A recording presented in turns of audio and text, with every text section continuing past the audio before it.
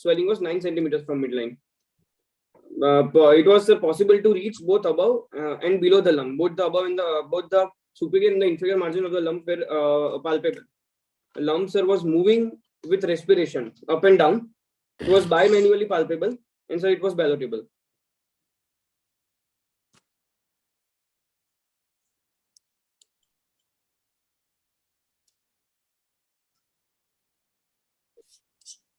And sir, on Yes, carry on. So on percussion, sir, dull note was present over the lump. The rest of the abdomen, sir, was tympanic. The liver span was normal, and left renal angle, so there was a tympanic node over left renal angle. The lump is bimanually palpable or not? Yes, Yes, sir, lump you said palpable and ballotable, and it is not in left renal angle, right? This is what I get the impression. Yes, sir. Okay. So you are able to palpate the lump with both the hands? Yes, sir. Lump was palpable with both the hands. And ballot it also. Then how will you elicit the ballotability? What is question Sir, here, there is a Anil, bound. is Yes. question here, Anil, is how to do ballotment. Very simple. Yes. Sir, one end should be behind. What the patient should be in supine position. What is the site where you get ballotment commonest? Sir, ballotment, sir, common is over the bilateral flanks, lumbar region. No, don't say bilateral. Site, I am asking you. Which region of abdomen you will do? You don't do ballotment everywhere, right iliac fossa, left iliac fossa. No, sir, in lumbar region, sir. Lumbar. Are you sure? Sir, Okay. Show me how will you do it. Tell me rather.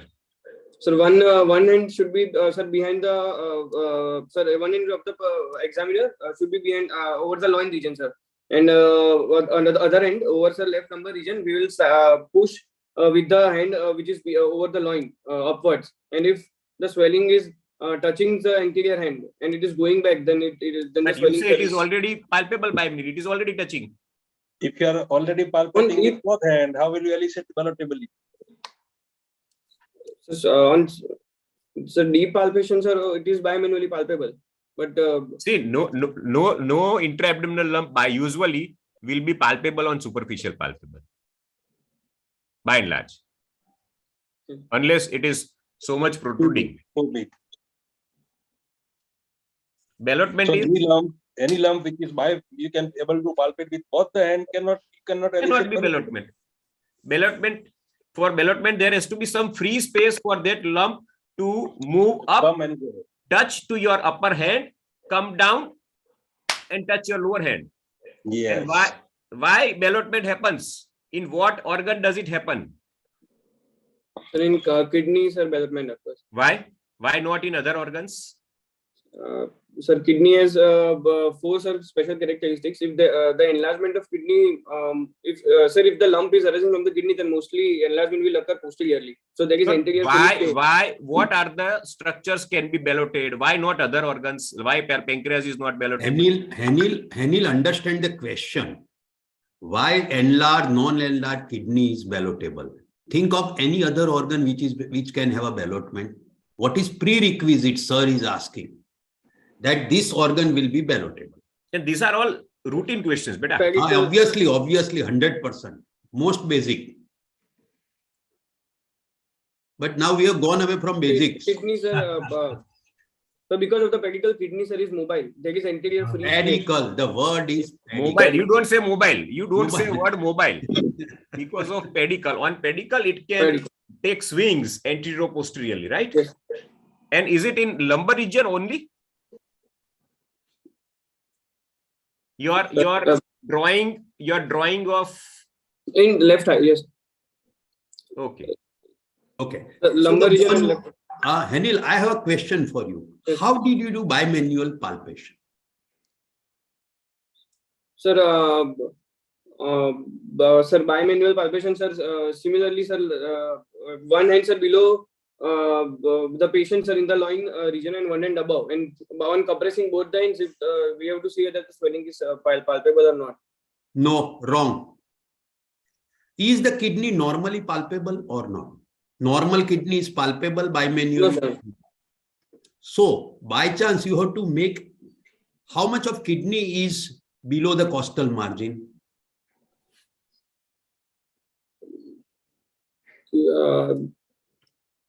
So, one more important point when you talk of bimanual palpation is respiration. What will you do? Advise for respiration part? Sir, patient sir should be in deep inspiration, sir. Should be in deep inspiration. How will you make patient deep inspiration? So we'll ask the patient to inspire. So you say so. Yes. So not only inspiration. Andariya Sahib batavta tha, but you are not seeing it. Do you understand? So the bimanual, your hands are fine. Patient should be taking inspiration and expiration. And with each inspiration and expiration, the mass or a kidney comes in between your two hands and separate them. That is a bimanual palpation. Rarely, a right kidney lower port can be normally palpable also. In a Would you like to add anything? In a thin lean patient. Yeah, in a very thin lean patient. Yes. So that is the one answer, that it can be in a thin lean patient, right lower pole can be. Otherwise, kidney is not a normally palpable organ in abdominal examination. Do you understand? Okay.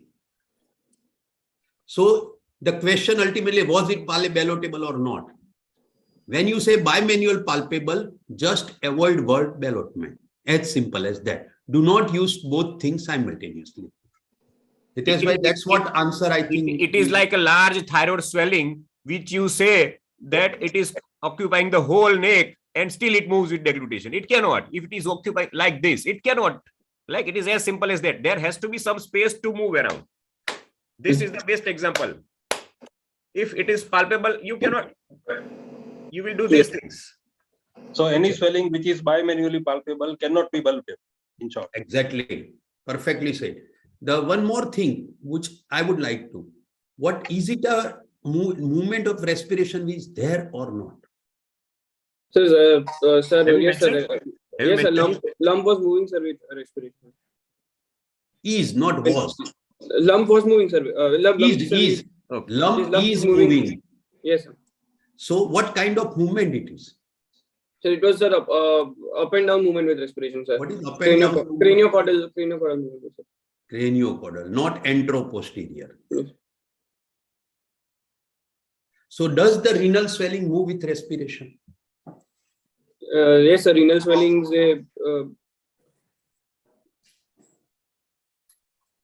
Yes, sir. Renal swellings, they do move with respiration. Why they move with respiration?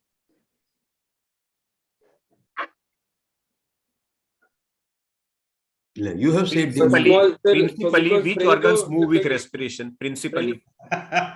Simpler. So because of this, there is a ligamentous attachment between, sir, renal and the diaphragm, phrenico-renal ligament, because of which, sir, there is slight movement with the respiration. Is it ligament?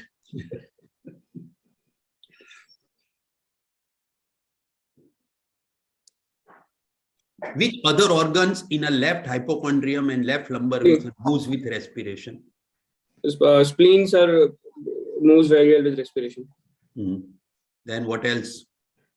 Difference of movement between spleen and kidney. Exactly. Move more. So spleen, sir, moves craniocaudally with respiration. Both moves in same direction. Which will move more? Which will move less? What Spleen are the organs which move minimum on respiration? And spleen why? Moves more and the kidney moves less. Any relation to the coelomic cavity?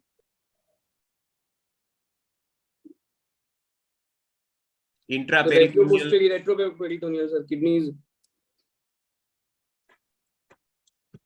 So the problem with all of you is you are always thinking in terms of how to do right radical hemicolectomy. You are not thinking in terms of this basics.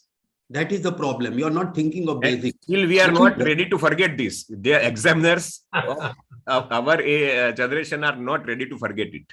Forgive it. I will never forget it. Forget? No, never. We never forget. The point here is that, so answer should be, sir, spleen is intraperitoneal organ. whereas the kidney is a retroperitoneal organ. So the movement of intraperitoneal organ in relation to diaphragm will be much more than retroperitoneal organ. There are two things. One is restricted space, and the diaphragm is dome shaped. So the movement will be maximum there. The kidney comes at the lesser curvature type. That also movement of will be less, right? If you see diaphragm like this, it moves like this and this. So this part will move less, which comes in contact with the kidney, and this part, which comes in the intraperitoneal liver spleen, will move more like this. And restricted space in the retroperitoneum. This is all liver action physics. So you have written one word. I think, have we discussed when I was not there for 10? Insinuation is possible. What is that? Sir, insinuation, sir, means what? No, insinuation of finger. Whose finger? Patient's finger? Sir, the examiner's fingers can be insinuated between the costal margin and the swelling. So why you didn't write word costal margin? So where do you do insinuation? It is important. So why do we do insinuation of finger? Sir, to find out, sir, whether the fullness over abdomen over left side is whether from the spleen or not, or right side from the No. My question is, what does the insinuation prove? Suppose you say your insinuation is possible. What is your inference? What do you infer from that? Oh, insinuation is possible. What does it mean? Means, sir, there is a definite space between the costal margin and the organ and the pathology with which we are concerned. So what does it mean? The answer is, when you say insinuation is possible, it means upper margin of the lump is palpable. When it is going or coming from below the costal margin, upper margin may not be palpable. So what does it mean? It is unlikely to be spleen. It will be anything else but unlike, because spleen is the left lobe of liver are the two organs which comes, as the Hitesh Bhai has said, touching the dome and coming down. So you can never palpate upper margin of these two. So that is what the insinuation is actually a wrong word, I would believe. Is there a space between upper margin of the lump and costal margin? That is the idea. So use a proper word. Insinuation of what? You were in hurry? And my still advisor, you write down in point wise. When you speak like this, but when you write down, when you are presenting, put a points. Continue, please. Does ureter moves with respiration or not? Kidney moves, I agree, but does ureter moves with respiration or not? It is also a retroperitoneal structure. Does it move or not? And what is the clinical implication of knowing that thing? He doesn't know. Sir, I don't know. Upper part of the ureter up to the level of L1, 2, 3. Up to the level of L3, it moves with respiration. But the ureter beyond the L3 doesn't move with the respiration. The implication of knowing this thing is that if there is a forgotten digestion inside, it will tend to break at that level, because the part of ureter below the L3 is fixed and part of ureter above the L3 is moving. So any forgotten digestion will try to break at that point. This was new for me. Enlightened. Yeah. I didn't know this logic. Thank you. Good. Okay. Percussion. Go on. Next. What do you mean by dull knot? Please. अधिनायक जय हे भारत भाग्य विधाता पंजाब सिंधु गुजरात मराठा द्राविड़ उत्थल बंगा विंध्य हिमाचल यमुना गंगा चालू करें ना sir okay हाँ Okay. This is what. So what do you mean by dull knot over the lump? You said something about dull knot over the lump. Sir, if sir the lump is which is present, it is from the solid organ. So sir, dull knot was coming. If sir, Sorry, I didn't get you. Sir, the lump, it proves that the lump is from some solid organ rather than some bowel, sir. If it dull knot is present. So that's why you did this. Suppose there is a colonic mass. Yes. It is arising from the hollow organ. Will it have a tympanic knot? Sir, if there is no, sir, if the entire lumen is enclosed, then sir, we will get No, done. I am asking you very simple. Don't give ifs and buts. Understand the question. Answer is yes or no. Don't give explanation. Sir, We know the explanation. If there is a large mass arising from the hollow organ, that is colon, will it give tympanic knot or a dull knot? So your theory of solid organ is not valid. That's what my question answer is. So why did you look for a dull knot? It's important. You are totally misguided.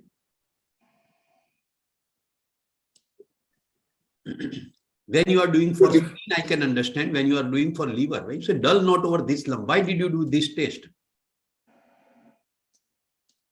sir, in case of colon, sir, sometimes you can get tympanic knot. So You are still not getting it. You are not still getting it. Why you have taken this? What was the reason for doing this test? Very simple answer. You are not reading book, your clinical book. That is the problem. What are the differentiating point between spleen and kidney? Lump in a spleen and lump in a lump of kidney. How will you differentiate them? There are so many points. Insinuation of finger is one of the point. Type of movement of respiration is the point. Notch is a point. Similarly, what are those points? That's why we do it. So the dullness will, if it is from the spleen, then during percussion, the dullness will continue over Agreed. the spleen. Okay. Anything else?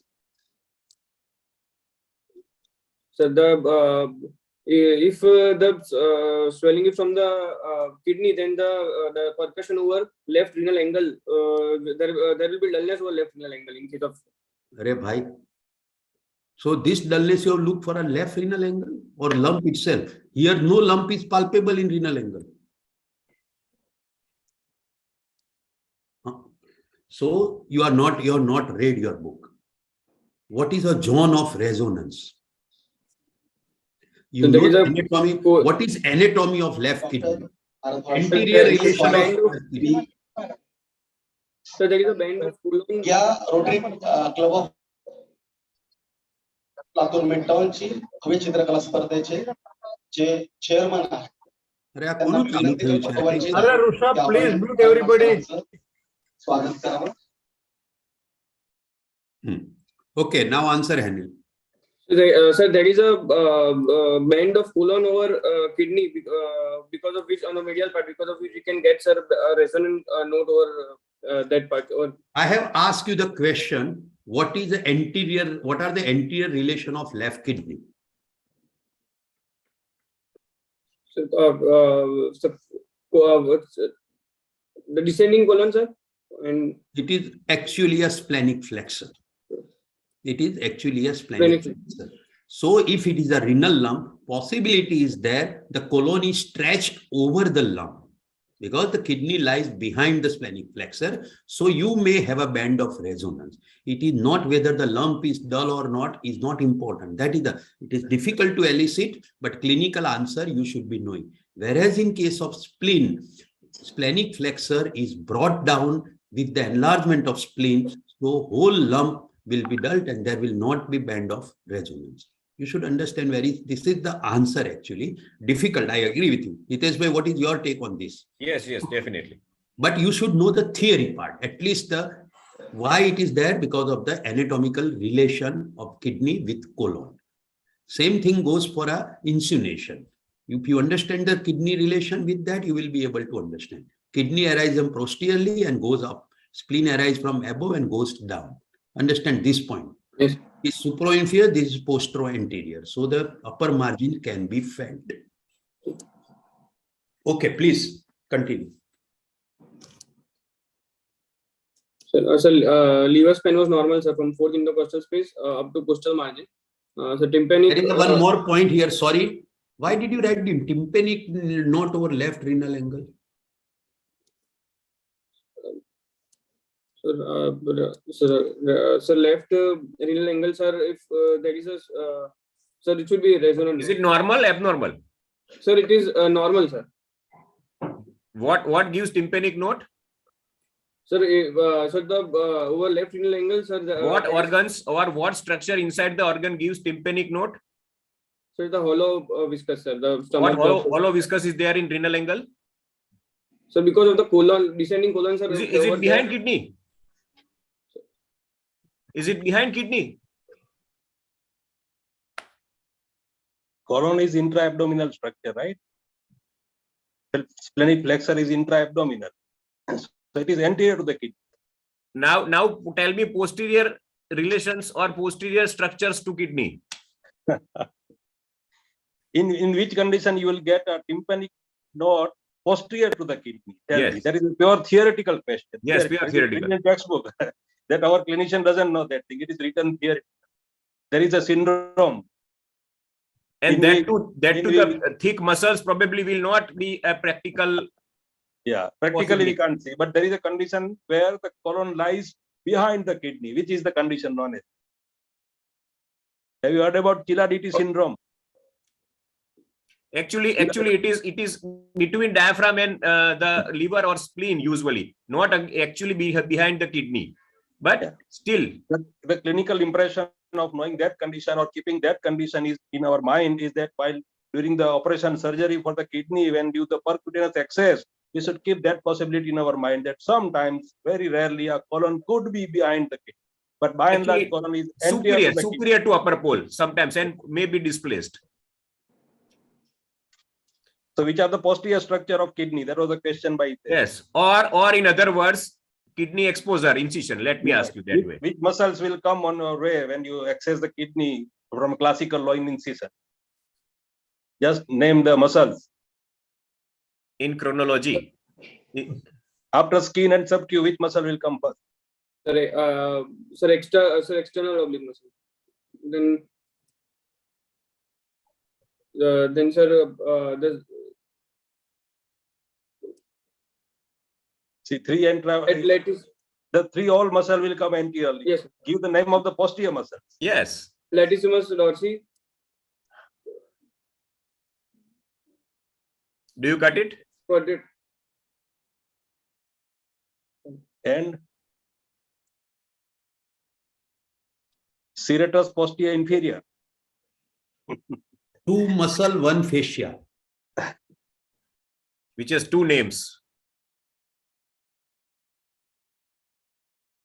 Fascia, tough structure. So, Geruda, No, fascia Geruda is not tough. Zucker and fascia of Zucker Kendall. Dorsolateral fascia, And there you have to preserve one nerve. Anterior, posterior or anterior to it. Which it will come before incising that fascia or after incising that fascia.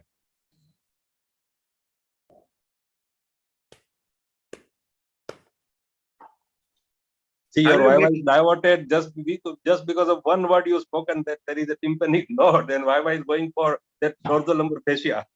And these diversions these diversions do not carry any credit, but if you don't answer, they do carry some discredit. Exactly. So think before you write down anything. That is my message to all residents. Don't write down any or speak anything loosely just for the impress. Examiners are never impressed. Even if they are impressed, that is also a problem. Yes. We do not come with prototype questions. Whatever you answer, probably the question arises from that. So whatever you write, you must be able to create one or two questions from that, and you should be able to answer. And the flow chart should be increasing like this. It is always like this, nothing to be worried about. I am really happy that the discussion is going in this way. Even exactly. I is also enjoying. The point is that tympanic node, why did you write down? Actually, it is not needed here. That's what my take is that. Second, remember the dictum, which I regularly say, error of omission is better than error of commission. Exactly. Just leave it alone and nobody will bother you. It is not required. Does it prove anything? If it is a dull or tympanic. Is it ever mentioned in any book? Have you done ever in your life? Tell me, have you ever done in your life in this patient also? Have you done it?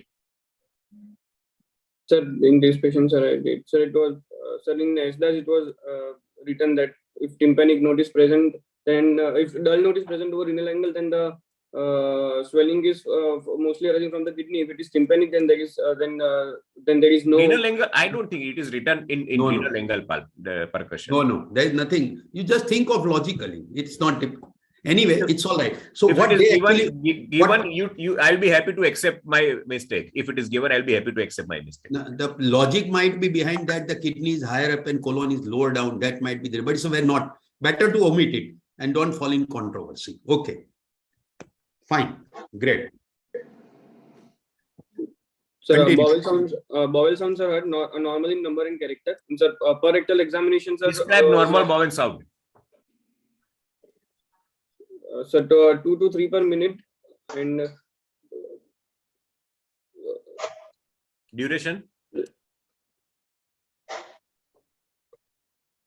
What is the ideal or common site where you hear the bowel sound in a normal patient which comes to your OPD or clinic?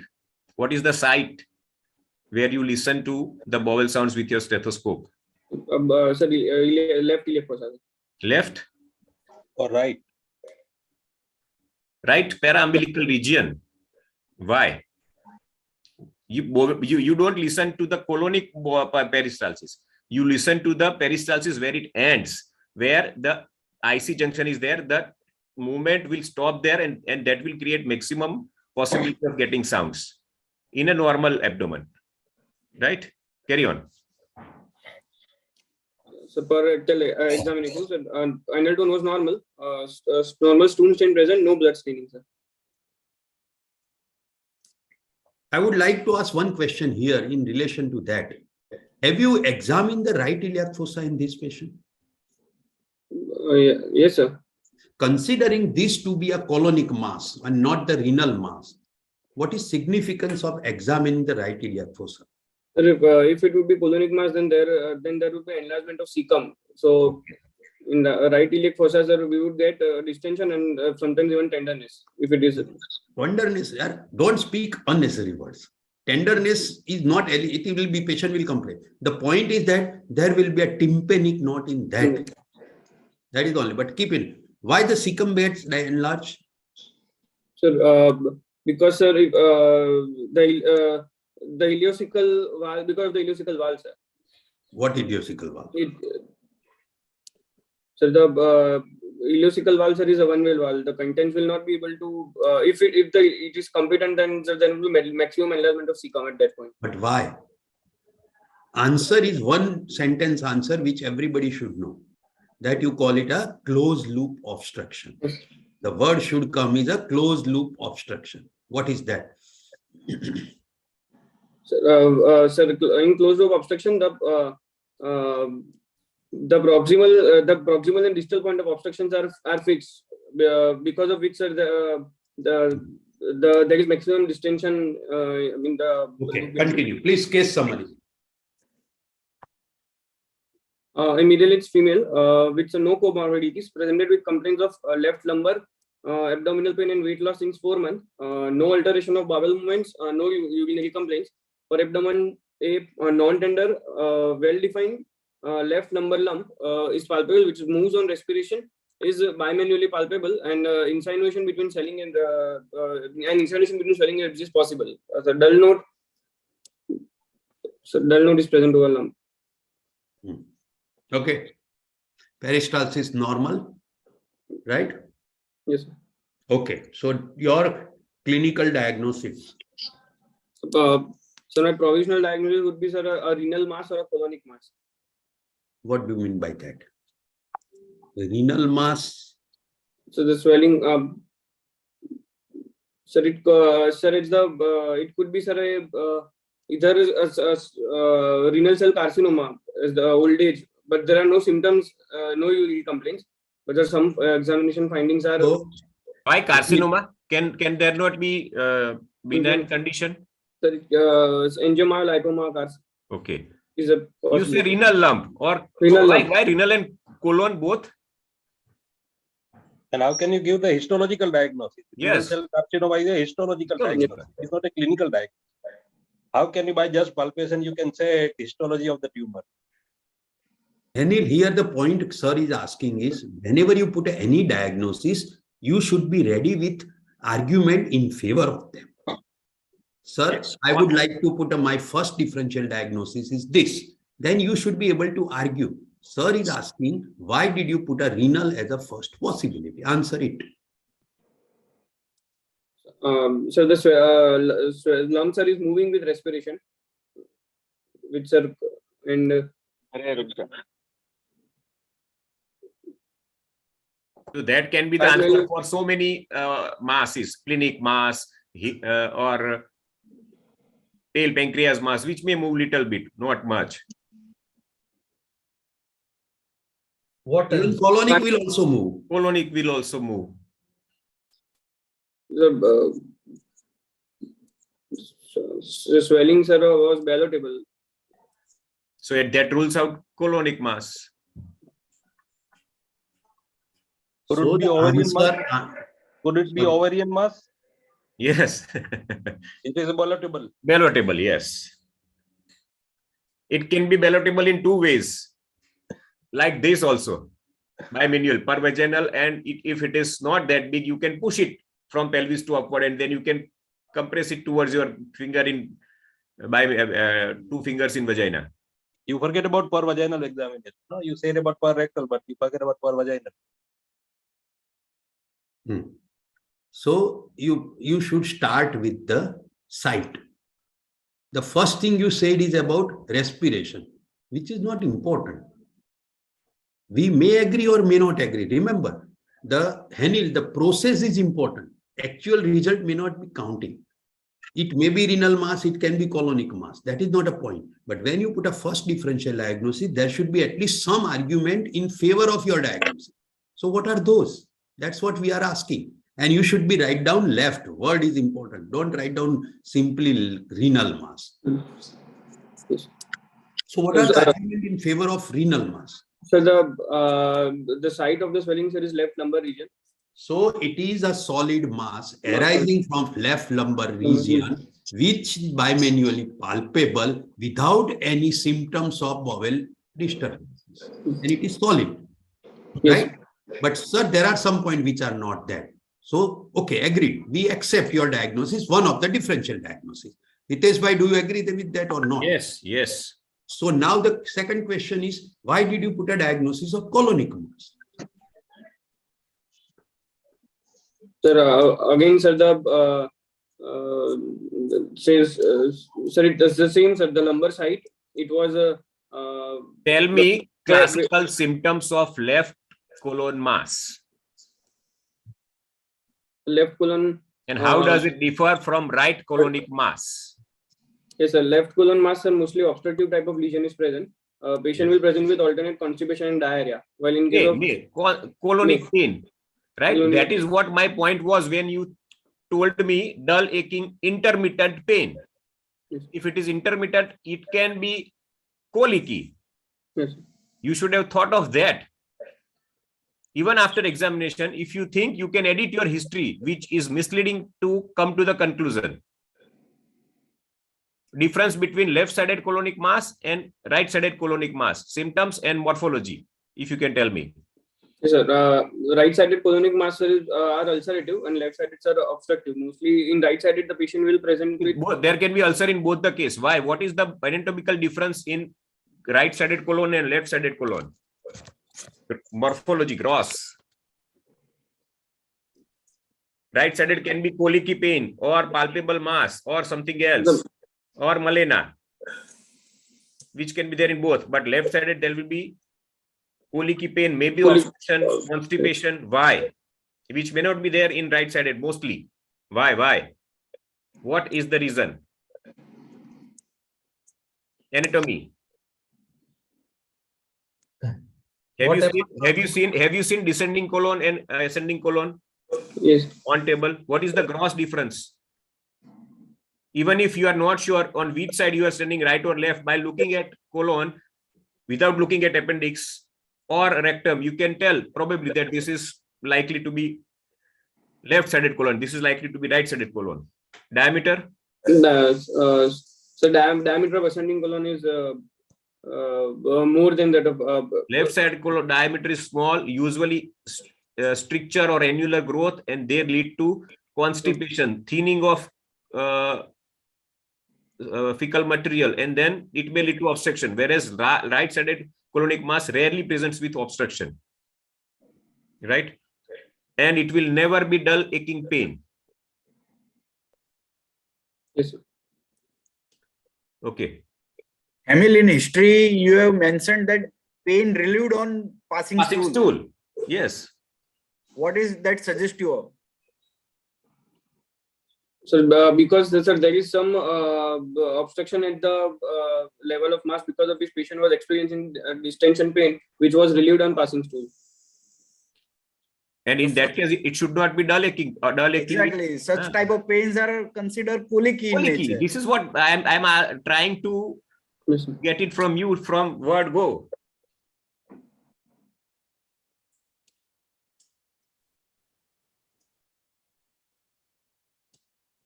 Sir, next slide, sir.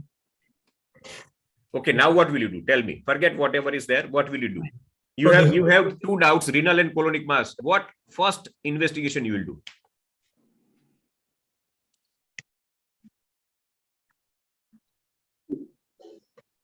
Quick. Quick.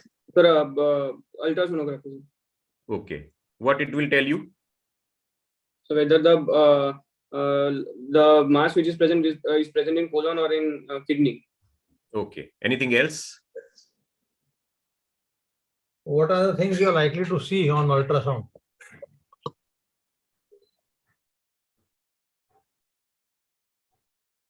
How does sonologist begin the ultrasound of abdomen? Do you know? So that you can compare later on with other structures with that finding. How does he begin? So with the he starts from the Morrison's pouch. Sir. Really? He begins with liver. Always. Report નથી વાંચતા તમે? Report માં કે રીતના the way they see liver. Right. Then liver, sir. Then see, anywhere is it mentioned Morrison's pouch? see the report. Yes.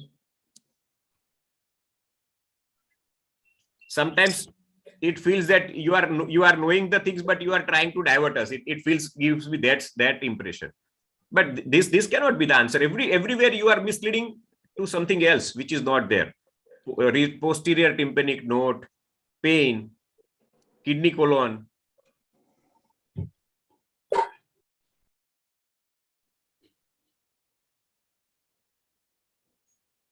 Anyway, if it is a renal mass, what else will you like to see? Or sir, if it's a renal mass, I would like to see whether there is venous thrombus involvement in the. See, beta, first try to look normal things. No. Mass does not mean it is malignant mass. It can be hydronephrotic. Can it be hydronephrotic kidney? The way we were talking, dull pain in renal angle. If it is per se, as per your findings, it is not in renal angle. But suppose it is in renal angle, can it be hydronephrotic kidney because of stones, which I asked you in the beginning? So you have to look for kidney, cortex, medulla, axial system, hydronephrosis. Then you go for the pedicle. So first solid or cystic mass. Yes, then solid or cystic, if it is not a normal or hydronephrotic kidney.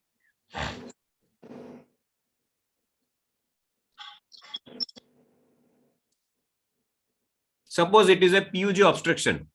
Yes. And palpable mass. What other things will you like to know? And what investigations you will do? Now I'm giving you the scenario because we are stuck up with findings. And an elderly patient can present anytime with PUJ obstruction. What the things you will like to know? Sir, just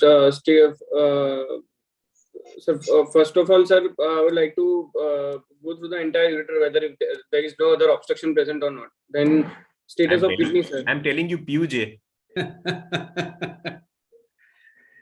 PU0 full marks होता है Pelvic ureter. top machine. Now they call it UPJ. है ना Himanshu? Uretropelvic junction. Yeah. So now what? Because of the What high other tension- things you will like to know from ultrasonography or any other higher investigation? I am asking you the corticomedullary differentiation. yes. What is the minimum to presume that the kidney might be functioning? Thickness of cortex. What finding will be there if it is not functioning? So loss of corticomedullary differentiation. Papery thin cortex. Then what will you do? Will you go for CT-IVP or not? When you will see for that corticomedullary differentiation, you say no altered ecotexture. It is a characteristic of which disease? Altered ecotexture Yes, of kidney yes. means what? Means what? Whether it is a surgical Surgical or condition medical condition. So medical conditions. Yeah, Then- it's a medical condition. CRF, it's the changes of CRF. While Iteshbhai is asking about the classical description of a pelvic ureteric junction obstruction, what you will find there? Because of the hydronephrosis, there will be thinning of the cortex. First, you say hugely distended pelvis, right? Then there can be papery thin cortex, and a kidney will be a bag of fluid. It may be there, or if it is not that much chronic, or if it is partial, there may be preserved cortex. What is the minimum thickness? Usually, radiologist mentions that if it is at least this, it can be having some function. And what is the investigation to know the function exactly? Sir, minimal thickness, I don't know, sir. Investigation, we can go for DTPA scan for to find out the renal. What is the function. minimum? The normal size of kidney. What is the normal size of kidney? A normal kidney. Simple question. Not a simple question. The length, breadth, and width. Almost 8 by 4 centimeter. No, it is 10 by 5 by 3. Yes, 10 to 11. 10 by 5 by 3. 8 is a small. Small. If it is 8 centimeter, what will you think?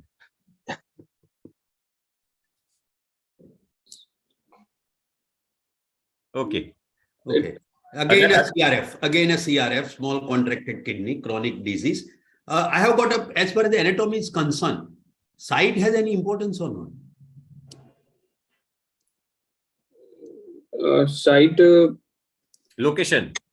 Yes. He was not prepared for any renal condition, Himanshu bhai. He Yeah. was very pure. He must have seen USG. At least by looking at the examiner's panel, you should be ready for certain questions. I put, frankly speaking, clinically, I have examined this patient. Clinically, I was putting a possibility of renal mass. There was no doubt about it. So you should be ready for that. That's what I'm saying. The ultimate diagnosis may be anything else. Yes, that's fine.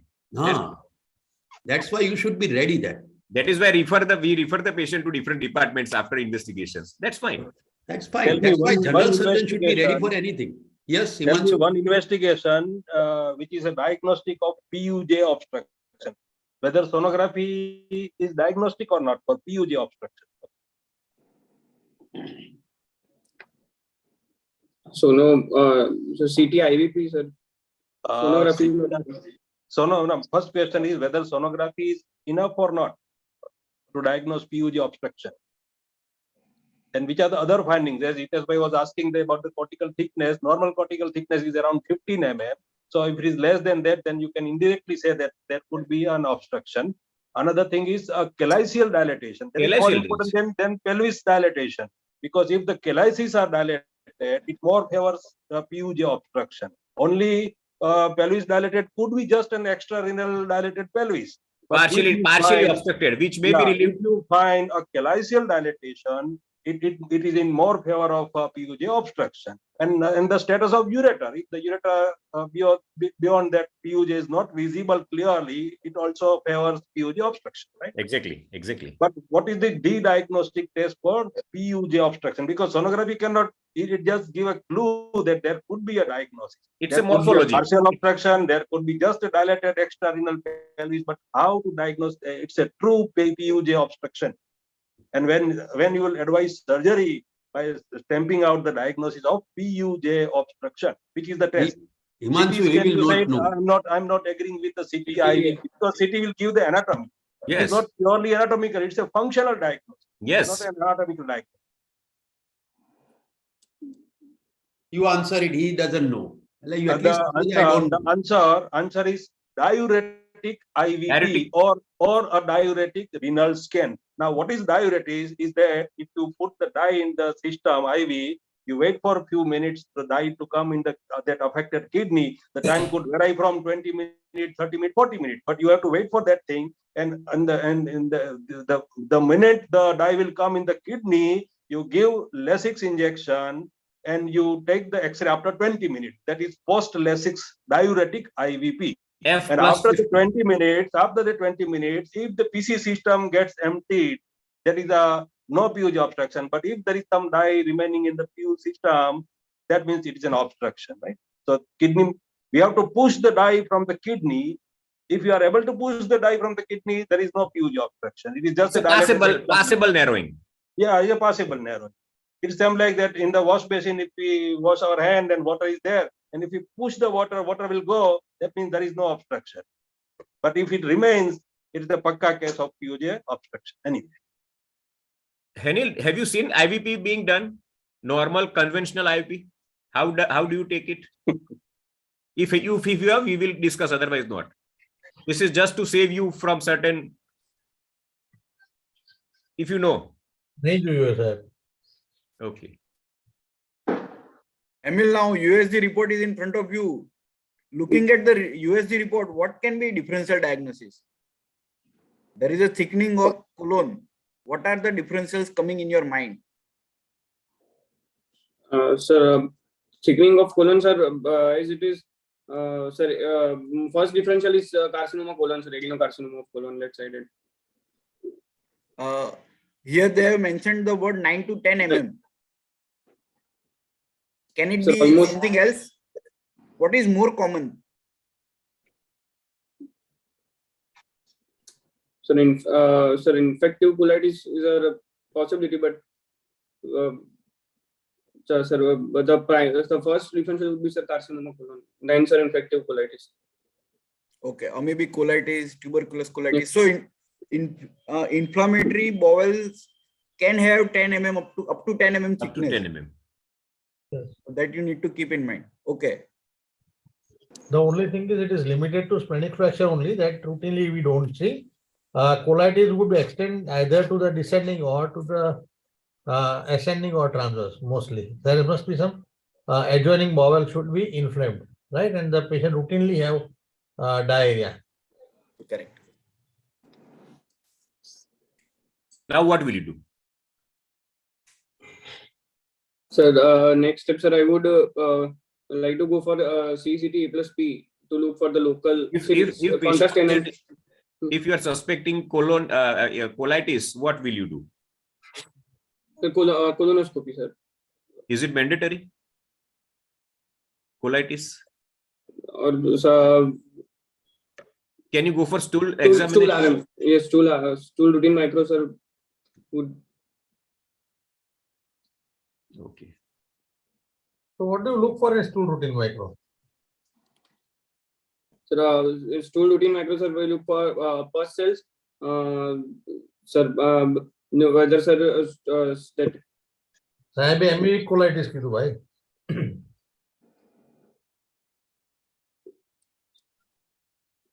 Sir, mainly sir, pus mucus and with the leukocytes are present, then it will be sir in the favor of infective colitis. Blood nahi. MAB colitis is basically an ulcerative type of colitis. Always there is blood. Always, almost always. Okay, Hamil, now I have a question for you. Looking at this report, we need to go for imaging as well as colonoscopy. Which investigation ideally shall be offered first? Ideally, sir, say.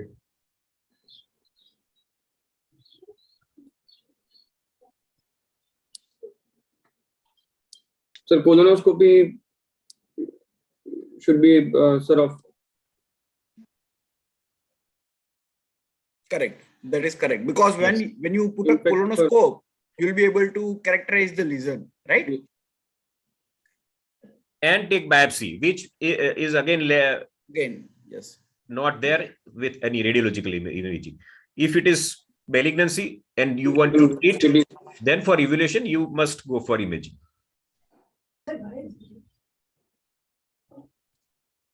What other blood investigation, if you are suspecting a malignant mass, will you do? And what other things you will like to look for? Okay, carry on.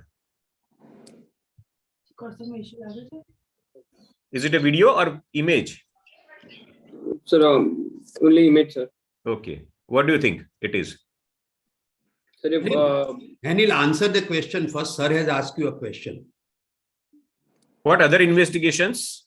yes, If you are suspecting a malignant, I'm interested in this question and would like to have something from Devendra also. yes. What is the role of sir is asking any specific, I'm not talking of blood investigation routine. I think so. It is, that's what you want. Oh, yes. Oh, yes. Yeah.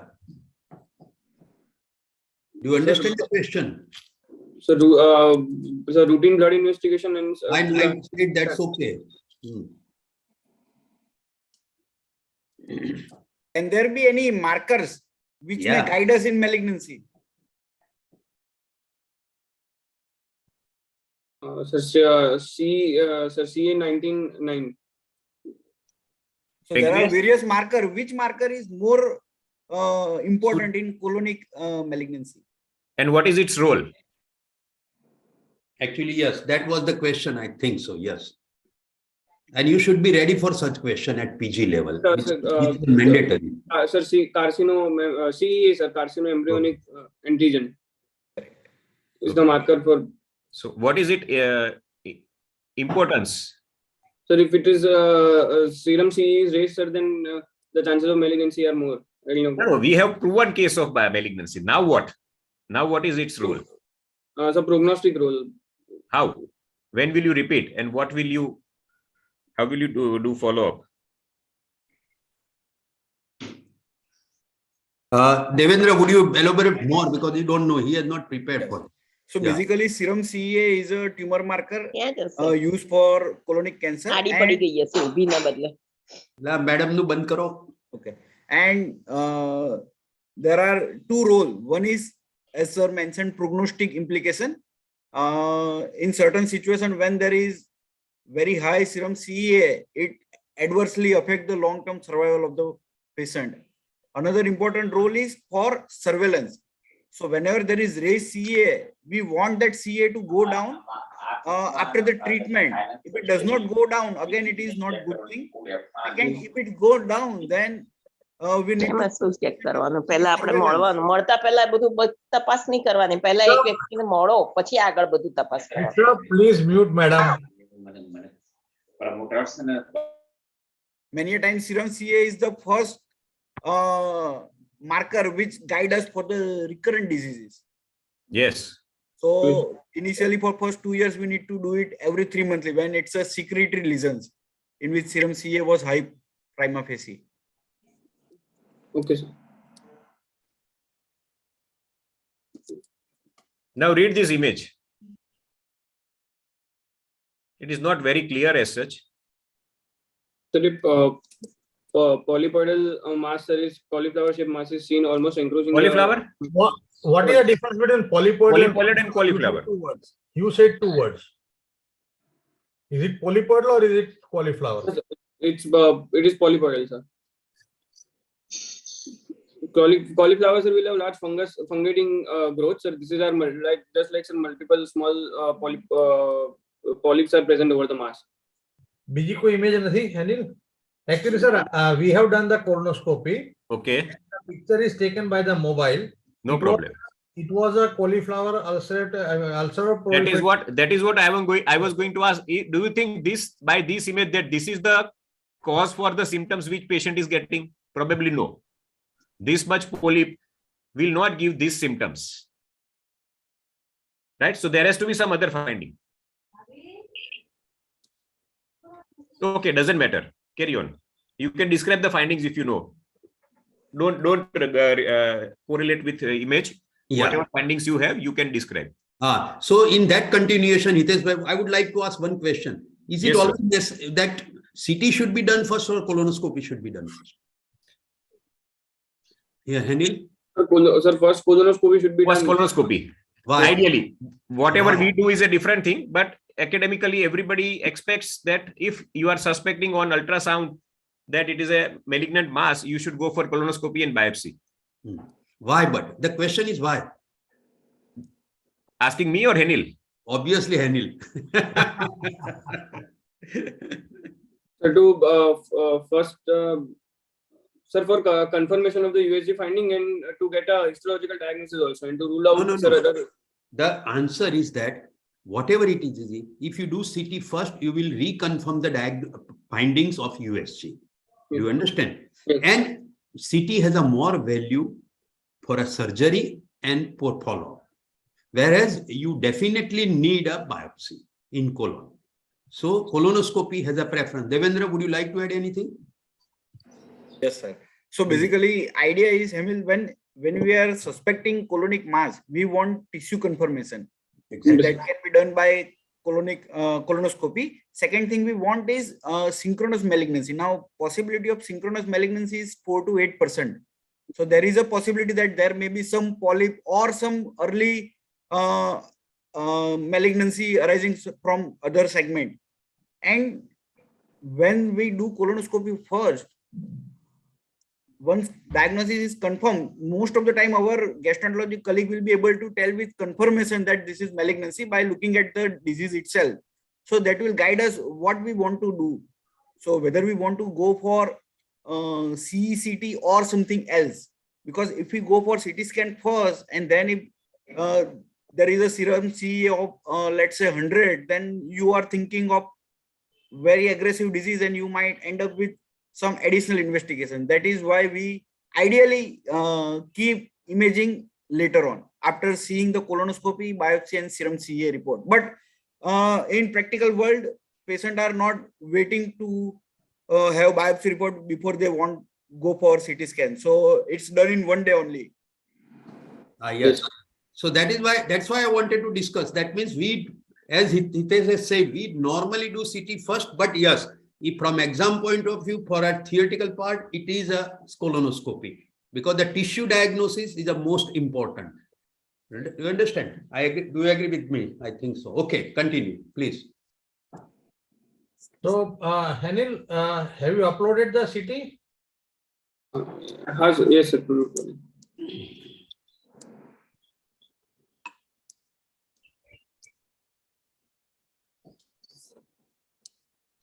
Himanshuભાઈનો role ઘટી ગયો છે હવે. No, I'm enjoying. But I wanted you because of this, because there was going to be some discussion on renal mass, because even I put a first possibility of renal mass. No, I'm enjoying. Henil, don't shift. Just put a transverse, cut and we'll elaborate. Zoom in. Yes. Yeah. Fine. No. Put one. Okay, will do. Try to elucidate. Read the CT scan. Devendra Bhai is definitely there, but you read it and we'll improvise. Yes, sir. Sir, over sir, the descending colon, sir, is thickened with, sir, almost encroached out lumen, sir. Only some amount of lumen is left. Rest, sir, bilateral kidneys and spleen and liver are normal, sir.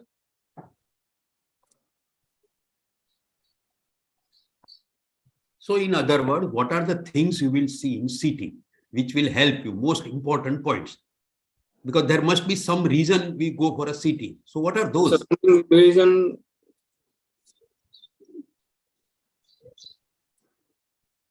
Because from USG we do know there is a mass in a descending colon. That's it.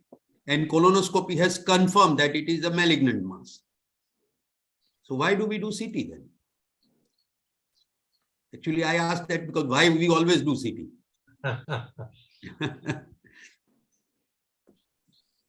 To know about invasion of surrounding structures. So first start with the liver. And Metastasis, sir, distant. Anil, what is sorry to disturb. Anil, what is operability and what is resectability?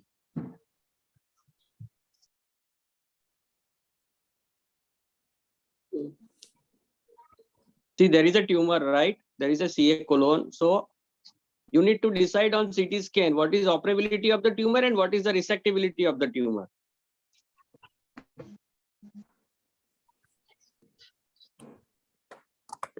Yes. See, operable means is if there is any metastasis along with it. So patient might need to go for first radiotherapy and neoadjuvant radiotherapy and chemotherapy, and then patient can go for definitive surgery. And resectability means whether there is involvement of the vessels or not, right? So important major vessels are involved or not in that, whether the tumor is resectable or not. So that is the basic difference. So in the CT, you start with the liver, right? Always. Especially nowadays with colorectal malignancy, we even remove the mets also, 1 or 2 mets. I don't know many more. Devendra Bhai is there for that. But we always start with the liver. We see for any metastasis and then you go for loco-regional. What do you look for in loco-regional? Is splenic fracture. As you are seeing the CT scan, Hamil, let me tell you practical thing. What you will try to see when you are suspecting colonic mass. Now CT scan is in front of you. Second row, last column. Can you see there is a globular mass-like lesion above the spleen? Yes, sir. That is one plate. Focus on that. Second is third row, second column. You can see there is no spleen visible. Now we are below the spleen. And there is a part of colon which there is thickening of wall. There is a term coined for that. Have you heard apple core appearance?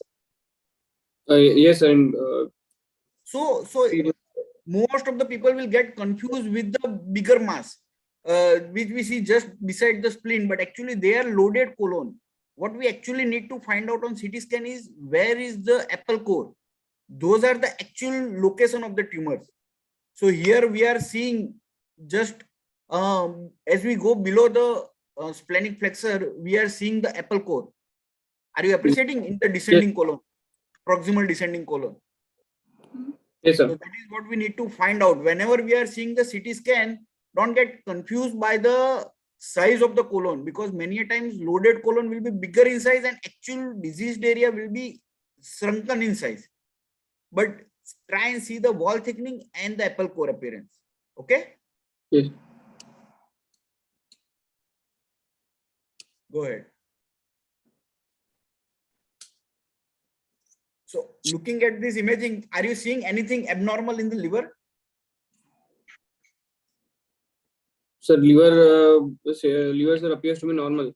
No evidence of any metastasis, sir. Fine. And are you seeing any non-regional lymph nodes? So where you will find non-regional lymph nodes? I'll tell you. They will be along the major vessel. So in most of the CT images, we are able to see the aorta, right? Yes. Between aorta and IVC, there are para-aortic lymph nodes, intra-aortocaval lymph nodes. Those lymph nodes are necessary. They are usually non-regional lymph nodes. If they are enlarged, then they will guide us to higher burden of the disease. So second thing is non-regional lymph nodes. Third thing is the location of the tumor. Now you tell me what is the important structures in vicinity to the splenic flexor and descending colon. So kidney, spleen, tail of pancreas. And ureter, most importantly. Ureter is a structure. Don't consider it as a tube, because most of the time that is the one that is sacrificed. Correct. So here can you see that is the mass localized or is it infiltrating to the surrounding area? The mass is localized, so it is not fairly localized, right? Yes. Okay. So looking at the picture, we are kind of sure that if it is a colonic malignancy in biopsy, it's going to be operable, right? Yes, sir. Okay. Just saying one thing. So CT scan will tell you the staging of the tumor. So how the staging will affect the overall management? Again, sir said that whether it is operable or not, and it seems operable in this case, right? So keeping in mind, you should be saying that, and you must be knowing what are the staging of the tumors, staging of the CA colon, right? Yeah. Okay, Yes. carry on. મોકલીશ ફરી મોકલો બિયાલ મોકલો ફરી અપૂર્વા, હું meeting થોડીક વહેલી leave કરીશ, મારે એક સોશિયલ કમિટમેન્ટ છે. હા sure sure okay okay, thank you everybody, enjoy. Thank you, sir. Enjoyed. Devendra please continue. Yes. So Hemil, tell me which CT scan you will order whenever you send a suspected colonic mass for radiologist CT scan. What do you prescribe? Sir, spiral CT scan, sir, of abdomen, pelvis, and નહીં એવું નહીં બહુ specific સાહેબનો question છે. Which area you are interested in seeing? Is it abdomen and pelvis or abdomen, pelvis and thorax? thorax. Spiral CT, abdomen, pelvis, and thorax. Correct word will be contrast enhanced. Contrast Contrast enhanced CT scan, abdomen, pelvis, thorax. Be specific about giving oral as well as rectal contrast. Okay. So this is what we want. Most of the time we have seen that CT scan, abdomen, pelvis is done and thorax is left behind. So then we again need to send patient for CT scan thorax. So that is one important message you need to realize. Okay. Yes. Okay. Now we have colonoscopy. Do you have biopsy report? Any other investigation? Biopsy reports are still awaited. Yeah. Okay, fine. So now let's say this patient is having moderately differentiated adenocarcinoma. Looking at the CT scan and colonoscopy report, do you require any other investigation or you are ready for treatment or management? Dr. Kaku has joined in time. He is the onco physician. Kaku sahib, good morning. Welcome, Abhishek bhai. Good morning. So, sir, we are now at the juncture of clinical exam. Has been completed. The case of CA colon involving the splenic mass, splenic fracture, sorry. And we are just going on to the treatment part. So, non-metastatic.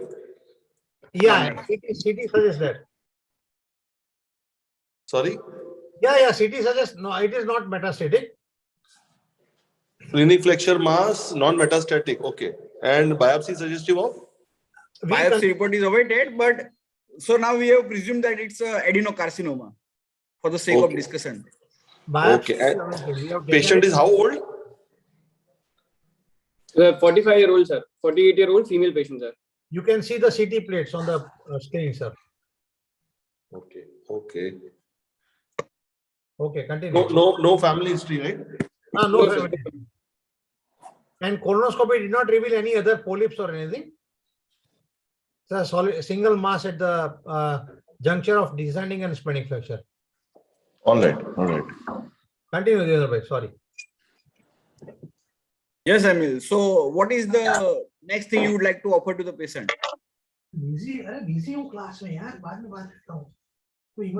What is presumptive stage? Sorry, sir. Can you say which stage it may be? Staging of the CA colon. Colonic cancer staging. Yes, sir. Sir, T3 stage. T3, then? Involving. Why do you say T3? Sorry, sir. Why do you say T3? Sir, still the serosa seems to be intact. If serosa is breached, then it would be T4. So colonic confined lesion without any bulky lymph nodes, right? So what will be the stage? Do you know the staging of colon cancer? T3N0 stage. What is stage 1? Sir is asking whole staging, not of this only. Stage 1, stage 2, stage 3. What makes colonic cancer stage 3? Okay, tell me that. Come on, Henil. Okay, fine. I'll tell you briefly in the interest of time. T1, T2, N0 is stage 1. T3, T4, N0 is stage 2. The moment it becomes node positive disease, it is a stage 3 cancer. Okay. And metastatic diseases are stage 4. So very simple to realize. Node negative are stage 1 or stage 2. So technically we are talking about either stage 1 or stage 2. It can be T2, correct? Yes. T2 or T3. So what is the management for stage 1 or stage 2 colonic cancer, or maybe stage 3? It may turn out node positive afterwards. But what will be the management for loco-regional colonic cancer? Surgery, sir, followed by chemotherapy. For the early stage 1 and stage 2, only surgery would be done with lymph node dissection. So first step will be surgery, right? Yes, sir. Okay. Apart from routine and I'll say fitness workup, any specific investigation do you want? Yes or no?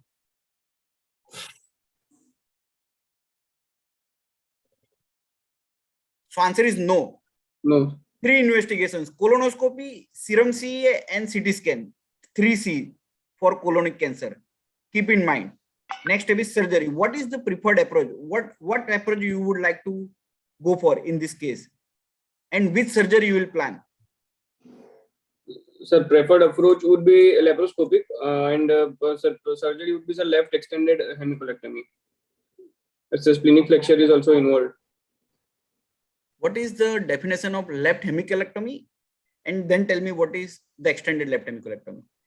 In left hemicolectomy, the resection is done from rectosigmoid junction up till there's only the descending colon, sir, is extended in case of left hemicolectomy, and when in case of left extended, sir, even some part of distal 1/3 of transverse colon is also excised. Senior surgeon may correct me if I'm wrong, but usually extended word is used only for right-sided. So right is right hemicolectomy or extended right hemicolectomy. But for left-sided colectomy, when it is situated in descending colon or splenic flexure, we usually use the word left hemicolectomy. Okay. So I'll say left hemicolectomy is the... Yes, Devendra, it is the left hemicolectomy. Because of the lie of splenic flexure, which is always to be removed, almost always. Yes. The word which was, we used to use word radical, but extended is even better word. I think so. Because there is some controversy about radical word, because there is nothing like radical in hemicolectomy, actually, to be fair. It's extended. Why the word extended is used? So the resection has been extended to transverse colon. So even some why it is extended to transverse colon? Because the mass, because splenic flexure is involved. So because of that, we do it. Suppose you get a good 5 centimeter margin and you may preserve the splenic flexure. Will you preserve it? No, sir, because the vascularity of splenic flexure is a vessel distribution which decides the extent of resection. Always remember this point. And there is always a vessel first resection. So that's why it is always it is decided by a vessel distribution, not by the growth itself. Understand, in a colon, that is important. Devendra, will you agree with me on?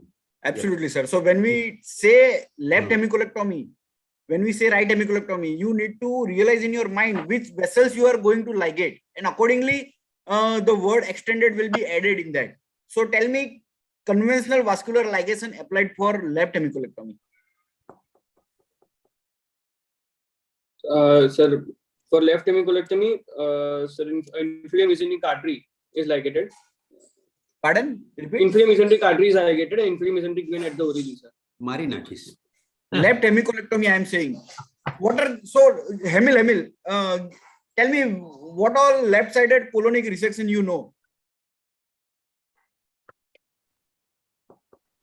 One is left hemicolectomy for descending colon. If it is in sigmoid colon, which resection you will do?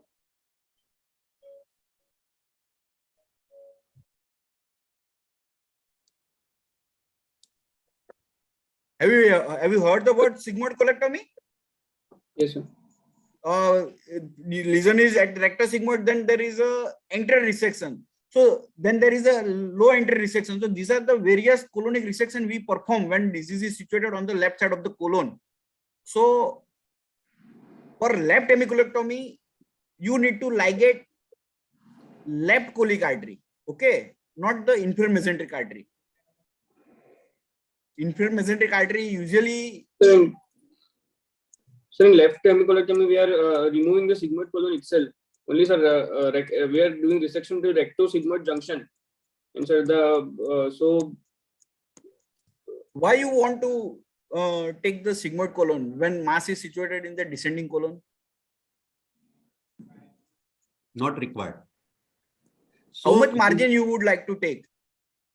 5 centimeter margin. 5 centimeter is sufficient, right? So when you want to take 5 centimeter margin, and when you know that descending colon is not supplied by sigmoidal arteries, why you want to transect the sigmoidal artery? Left colon is descending colon basically is supplied by left colic artery. So you ligate left colic artery, and in certain situation you ligate left branch of middle colic artery. Okay, no need to ligate anything else. So that is one thing you need to keep in mind. Would you like to ligate the inferior mesenteric vein? Yes, sir. Inferior mesenteric vein should be ligated. Correct. You will ligate inferior mesenteric vein. What is the appropriate location to ligate inferior mesenteric vein? It's a ligament of trades. Just at the inferior border of pancreas. Correct? Okay. So you said that laparoscopic colectomy is your preferred approach. Can you enumerate the two words? One is complete mesocolic excision and one central vascular ligation. What do you mean by those words? Sir, so central vascular ligation means, sir, the main vascular pedicle which is supplying the bowel which is involved in pathology should be ligated. The main vascular pedicle, and sir, complete mesocolon dissection means, sir, we have to go along the inferior mesenteric vein. We have to the entire mesocolon will be removed, sir, and all fat and lymph nodes which are along the inferior mesenteric vein should also be removed. Correct. So basically, just like rectum, where we do total mesorectal excision, TME, same concept has come in colon also, where we do complete mesocolic excision, and it is clubbed with the central vascular ligation. So you straight away go at the central part of the location, take the vessel at the origin, and then you start medial to lateral dissection, lift everything from the bed. Correct? Yes. Okay. One clinical question: would you like to prepare the patient? Exactly. I am Same talking about question I bowel was preparation. going to ask. Yes. Sir, as per the Yes or recent no? guidance, no, sir, bowel preparation is not required. For left hemicolectomy, would you like to have bowel preparation? No. No, sir. For sigmoid or anterior resection, would you like for Yes, rectal sir. cancer?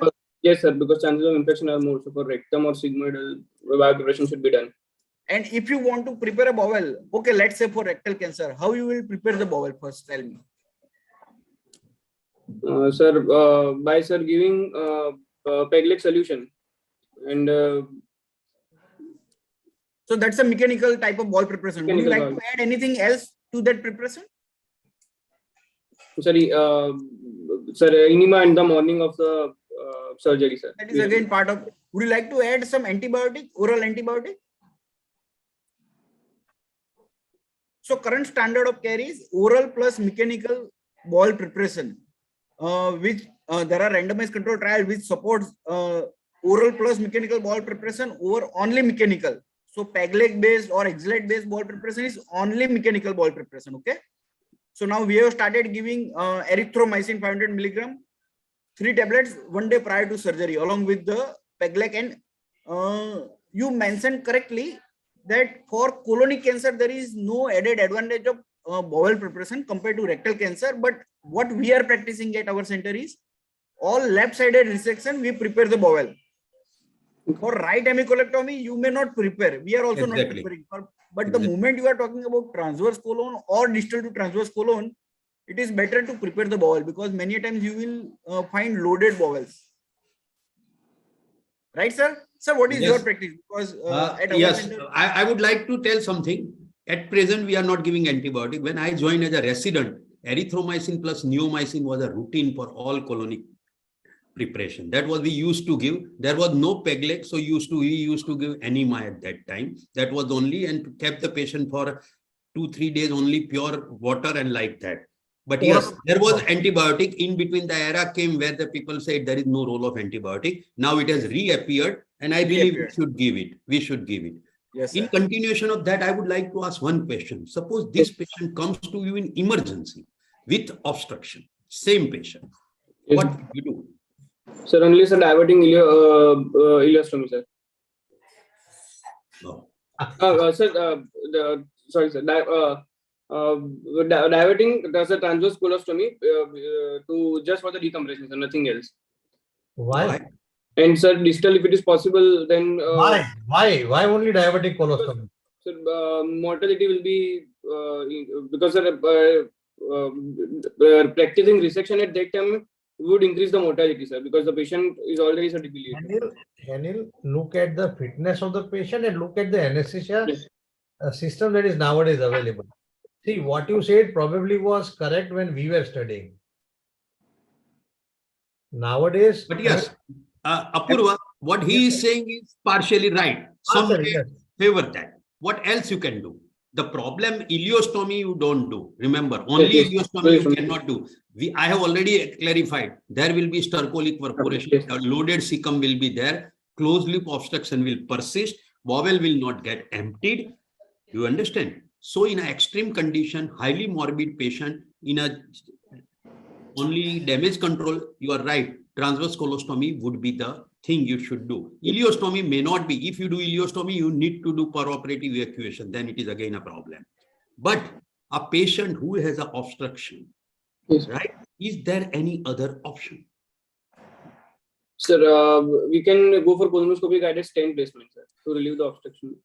Devendra, I think you would be able to answer it better. I would not do in all patients. It's for again an old morbid patient where the chances of success of any kind of surgery is not there, because stent has its own problem. Devendra, you would be able to say more. So Hemil, what you say is theoretically correct, but one real life problem with colonoscopy in obstructed patient is that it increases the risk of perforation. Perforation, exactly. We have also encountered this situation. We have attempted stent placement in obstructed patient, and next day patient had perforation, so revealed perforation. So it was because of on-table gas dilatation of the colon. They introduced a lot of gas. So that is one actual risk. So whenever there is a patient with colonic obstruction, we now have stopped doing colonoscopy as a rule. First thing. Second thing, sir rightly mentioned that when there is a patient who is fit to go for surgery, young patient especially as this patient, there is a very high possibility that patient will tolerate actual proper surgery very well. What you need to do is on-table lavage. Give on-table lavage, thoroughly cleanse entire of the colon, then you can proceed with actual procedure. Okay. So the question is, how will you give on-table lavage? Actually, my question was based on this only, or what we call is a peroperative preparation of the bowel. Yes. Yes. How will you do it, Henry?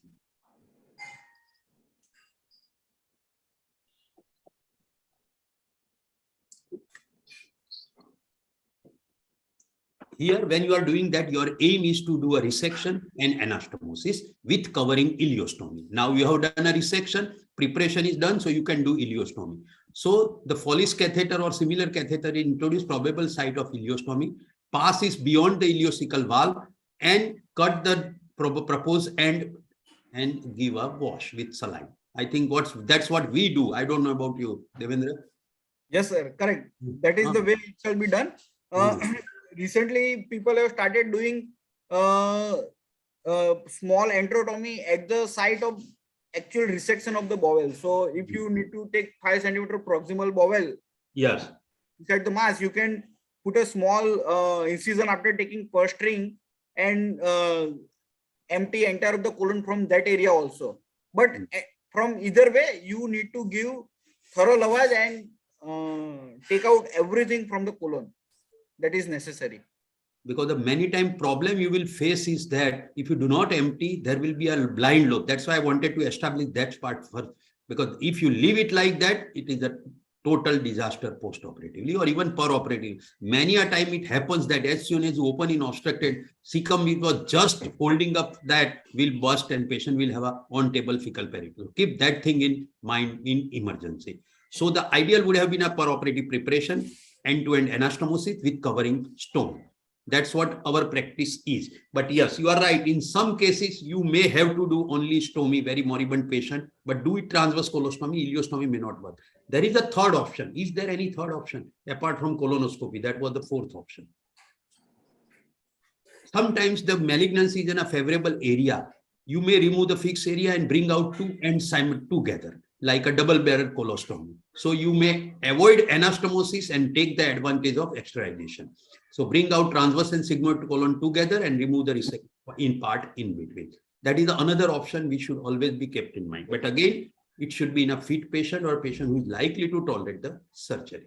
But in emergency, it is totally different. Here again, do not consider that you will be able to do vessel first and medial to lateral. It will be very difficult because here it's a damage control. So you do as you find is convenient and preferably without or with minimum contamination of the peritoneal cavity. Devendra, please. Specifically now, if with the metastasis and T3 lesion, Dr. Abhishek. That was the next question. Patient has a liver metastasis, how the approach will change. I think Devendra is because I don't have much idea about that. Devendra with Abhishek Kakuru has also joined. Correct.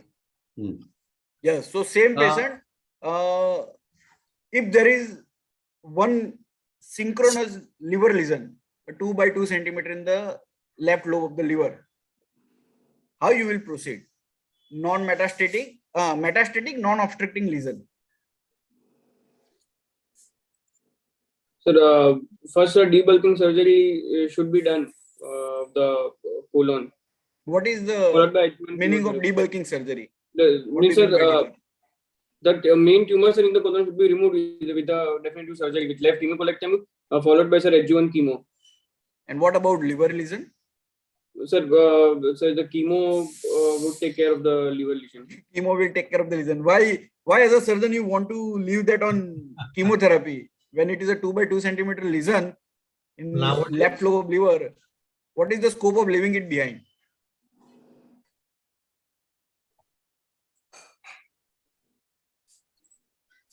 Left hepatectomy. So basically, algorithm changes. The moment we talk about metastatic colon cancer, we have to realize that surgery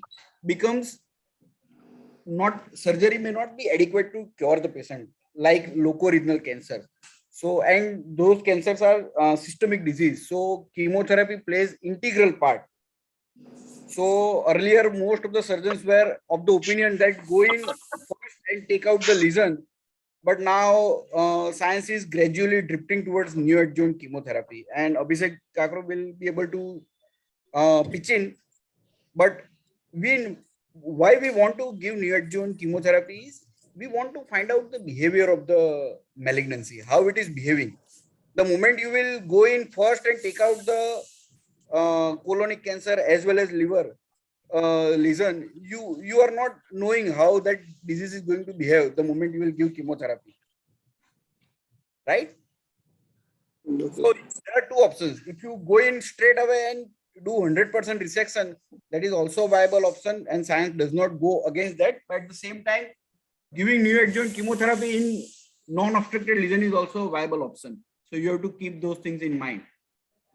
So what is the algorithm nowadays? What is the algorithm nowadays? So five low uracil is the chemotherapy agent which is used? Standard of care chemotherapy will be FOLFOX, but things have changed drastically, sir. Now we go for some molecular markers like KRAS, BRAF, and we want to find out whether any targeted therapy is going to act upon those cancer or not. Doing upfront surgery is technically a good option, but we have seen that whenever we give neoadjuvant chemotherapy, it actually adds oncological outcomes. Patient usually lives longer. We have a lot of other information when we give neoadjuvant therapy first. And when we talk about metastatic colon cancer, even though when it is liver confined disease, we have seen range of the patients from single metastatic deposit to studded cancer with bilobar liver metastasis in both the lobe, numbers maybe 8 to 10 and sometimes even more. So keeping entire spectrum, and one technical problem with localized or single liver metastasis is that even though CT scan is saying the single metastatic disease, the moment you go in, ideal treatment, ideal investigation, what we do on table is on table sonography, and we have seen that most of the time those cases have 2 or 3 other lesions which were not picked up by CT scan. So then we are potentially leaving behind some disease which we actually intended to take out. So that is why we want to give neoadjuvant therapy. So Devendra, in this case, basically, if it was a single lesion, so that is why what I was going to tell you, we would like the surgeon to verify that it's a single met. Actually. And if it's a single met, I think you should go for the surgery upfront, because neoadjuvant chemotherapy can backfire many a times. And if it's a couple of metastases which can be easily removed, like you said, left lobe of the liver, which is very easy for you guys. So surgery would be preferred, followed by an adjuvant therapy. What I would differ is, suppose we had, let's say, more than 4-5 metastases in the liver and they were in different segments. And in that case, you would prefer a neoadjuvant trial of chemotherapy with or without the targeted therapy, so that you can know a better oncological outcome of that patient, because many a times they don't respond in such cases. Generally, the prognosis is poor. You don't go for the surgical cure, and many a times they have a beautiful response. So in those guys, you generally go for the entire treatment. But in, you said one met left lobe of the liver, I think it is basically the surgeon and the physician have to sit together to decide, because if it's in the left lobe, you can easily remove it. I think I would still go for a surgery upfront rather than waiting for my chemo to give you results. Absolutely. But the bottom line is, the moment you are talking about surgery, you want to pick out everything, right, Emil? So don't think of doing only colonic resection. The moment you are talking about surgery in metastatic disease, first thing you need to address is metastatic disease, right? So what we do, even though we want to do resection, we don't do anastomosis till we have taken out the liver lesions. So what Devendra wants to say is that what is the question I was going to ask. If you are going in, what is first? Liver first or colon first? Both simultaneously or stage wise? But you already answered. So always liver first, I think. Liver first. And in same sitting, you go for a colon also. Correct. So what do you mean by anastomosis later? I did not get it. That's what I want. So sir, what we do now is we take out the specimen, apply stapler at the both end of the colon and take out the specimen, and before doing the anastomosis, we will finish the liver resections, because many a times we do advanced liver resections like right hepatectomy or left hepatectomy. So many a times we need to give Pringle's maneuver. We need to clamp the portal vein, and that may hamper the anastomosis. So we don't want to do anastomosis till we have finished the liver resection. Okay. Devendra, one thing you said was that per-operative ultrasound. So in such patients, do we routinely, PET-CT helps, or what is the protocol? So the moment we talk about metastatic cancers, or PET-CT scan is must, because it increases the yield. As Abhishek Kakru said, many a times we anticipate one lesion, but the moment we do PET with MR, we end up seeing 4 or 5 lesions. So then treatment algorithm changes, sir. So PET-CT scan is must. And even after that, when we open the abdomen for liver resection, we at our center we have make it a rule that we will do on table USG of the liver, because that is the most sensitive investigation to evaluate the liver. Even It better is than more PET sensitive CT. than MRI liver also, sir. Okay. Unfortunately, we don't have that MIS probe of ultrasound. Otherwise, now current standard is that you do everything with MIS and do on-table laparoscopic guided liver sonography. Oh. But that probe is very costly and not available in Ahmedabad. It's like a US. It's exactly like US. So it US, correct, sir. Yes. Laparoscopic ultrasound. Laparoscopic ultrasound. So what is the protocol for chemotherapy? Abhishek, I would like to know that. So in this case, if you are going for a chemotherapy, the standard of care remains FOLFOX. It's a 5. So whatever be the protocol, 5-FU is the drug for colon cancer. So it has to be 5-FU plus oxaliplatin. And in today's date, as Devendra was telling you initially, if the patient has the resources, there are a number of targeted therapies you can add, and they definitely enhance the result significantly. We've seen some very bad cases responding beautifully, and people have gone to resection. So the caveat is it might not be 100%. Let's say out of 100 such metastatic cases, you might be able to pull off 25, but 25 you can still pull off, which previously it was all palliation. So it is FOLFOX plus or minus any of the targeted therapies. But as the case we were discussing, so if you have one MET and Devendra is going to completely remove it, then the standard of care would still remain FOLFOX without any targeted therapy. If it was a gross disease where there were 4, 5, 6 metastases where we were looking for best response, so it would be chemo plus targeted and then a surgical intervention, because in that case you are expecting a good response, and then a surgery you might not get a good response. You might not even operate such a patient, because ultimately it's a stage 4 disease. And many a times what we do is you start with neoadjuvant, and after 2 cycles you have good response. You first get rid of the primary colon, and in the second setting, after completing the chemo, they go for a liver resection. So you give the patient time and you give the disease time to respond. So it's basically there is no rule. It has to be the decision between the surgeon and the physician as to what is the best approach for that particular patient. For a young fit patient like 45-year-old we were discussing, you would go for a surgery, I think, upfront rather than waiting for a chemo to respond. Yeah, great. Can you elaborate? Yes, Devendra. Can you elaborate on the targeted therapy? See, Yes, sir. I'll tell you, as Abhishek bhai said, sir, when there is a situation where there is a bilobar lesion and upfront surgery will not achieve R0 resection, in those situations, FOLFOX or chemotherapy is combined with the targeted therapy to increases the response rate and to downsize the metastatic deposit. So we have also experienced a couple of cases where initially prima facie palliative case with bilobar liver metastasis responded so nicely to targeted plus chemotherapy that we actually went in and do extended liver resection with.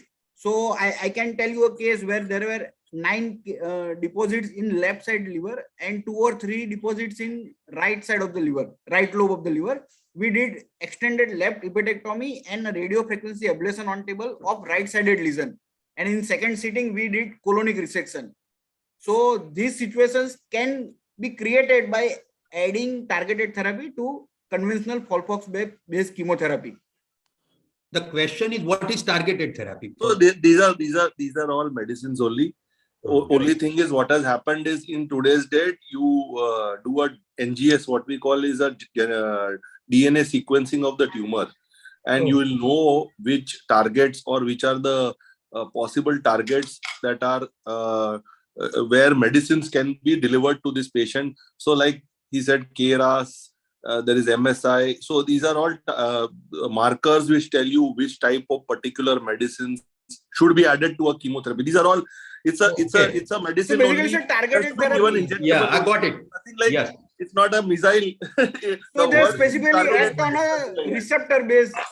So some cancer have specific receptors to increase the tumorigenicity, and this targeted therapy actually work on those level. Right. Like So one thing for the students in this, possibly most of the students.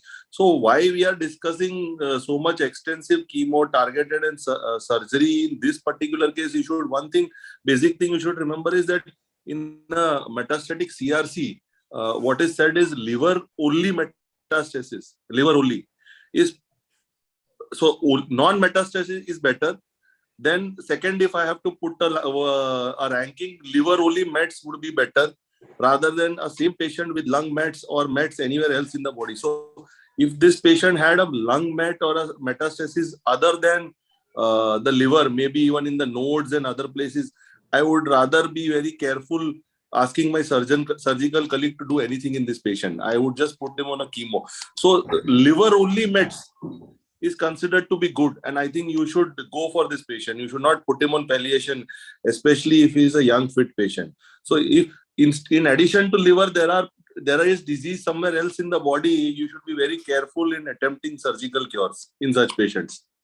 Very good point, very well point taken. So don't think that it will always only liver. There are always you because liver is the primary site for a CA colon to go, but then it is there somewhere in the mediastinal node.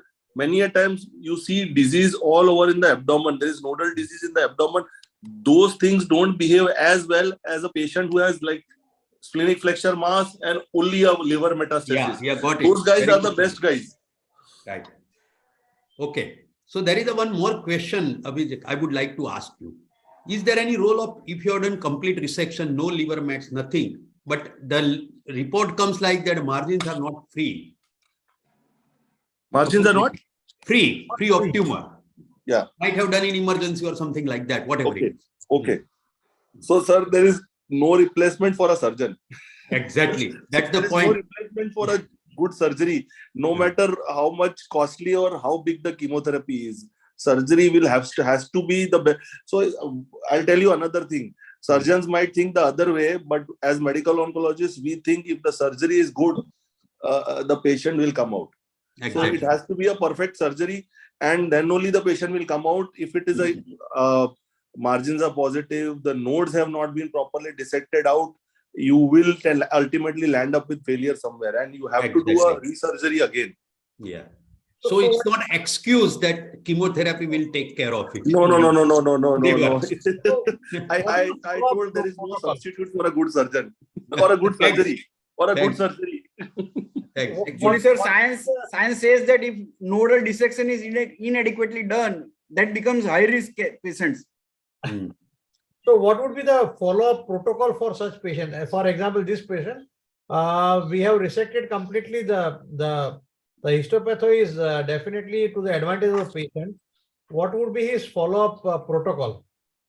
Adequate surgery is done, supposedly. Yes.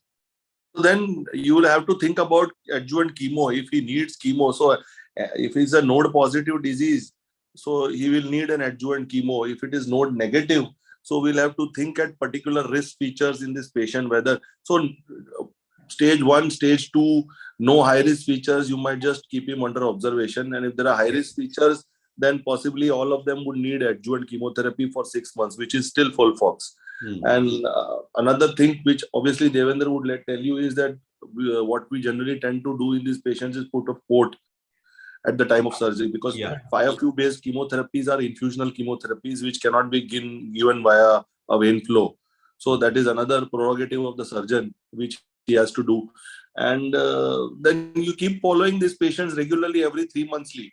And I think that it's the standard protocol, 3 monthly sonographies and CAs, colonoscopy at the end of 1 year, and then every 3 yearly. That is what we tend to follow. Okay, there is one more question from my side. Supposedly the patient had do you do genetic study and follow up other member of family as it is now crazy? Yes. So that is why I asked whether there is any family history you have to do. You have to look for a Lynch syndrome. So what do you do? What is the protocol in that case? So basically, what happens is if you have first of all, if you have a family history and this guy is a first degree relative, that automatically makes it a hereditary cancer. You generally tend to, as a clinician right now, maybe in a medical college, you would like to do consulting yourself, but you generally tend to ask a genetic counselor to intervene in these cases, explain to the family and all the members, do the genetic testing and counsel them for proper screening. So it's a very important part of most cancers, because previously you used to not get any of these testings or even the counselor at Ahmedabad. But now if you miss these things, it would possibly be a negligence on the part of the surgeon as well as on the part of the medical oncologist, that he was not at least explained about the genetic screening. Then there are some high risk features you see, especially in the tumors itself. So that tend to tell you whether there is a tendency towards this being some hereditary young patient, MSI high. So there is a chance that this could be, there could be some hereditary component to this. So there's a lot to it than just now surgery. Yeah, but just for the superficially, at least that students should be aware there is something So like that. just for the sake of students, there is an Amsterdam criteria which says that if patient is young, less than 50 years of age, or if patient is having double malignancy, colon cancer with some other cancer, or past history of malignancy and now with colon cancer, or patient with more than 2 generations of family have cancers, sibling with cancer, all these cases shall be subjected for genetic testing, sir. So for this situation, most of our cases, we refer them to genetic counselor, as Abhishek sir said. And one of the important thing we want to see is MSI. So all our colonic cancer, after histopathology report, we send it for MSI testing as well. And if there is a MSI high, then we suspect that patient may have Lynch syndrome. So that is one thing we need to keep in mind. Any chromosomal people that is? Yes, sir. There are 5 or 6 chromosomes which they evaluate. I will not be able to name them. But I don't know. But I have read and I have read MLH and PMS, and there are a couple of. There are so many. That is for students to know. So what term of the chromosome 5 or something like that. I don't know. So basically, sir, that is a part of MSI testing. It is MSI testing is what Devendra was saying. MS1, MS6, PLM. All those are genetic markers which tell you genetic susceptibility of the tumor. And 2 things it tells you is that these patients are prone, maybe they have some genetic problem, they are prone to developing malignancy. And second thing it tells you is that once MSI is high or there is a genetic susceptibility, these are patients who could offer immunotherapy if it was a metastatic case. So immunotherapy tends to work well in these patients.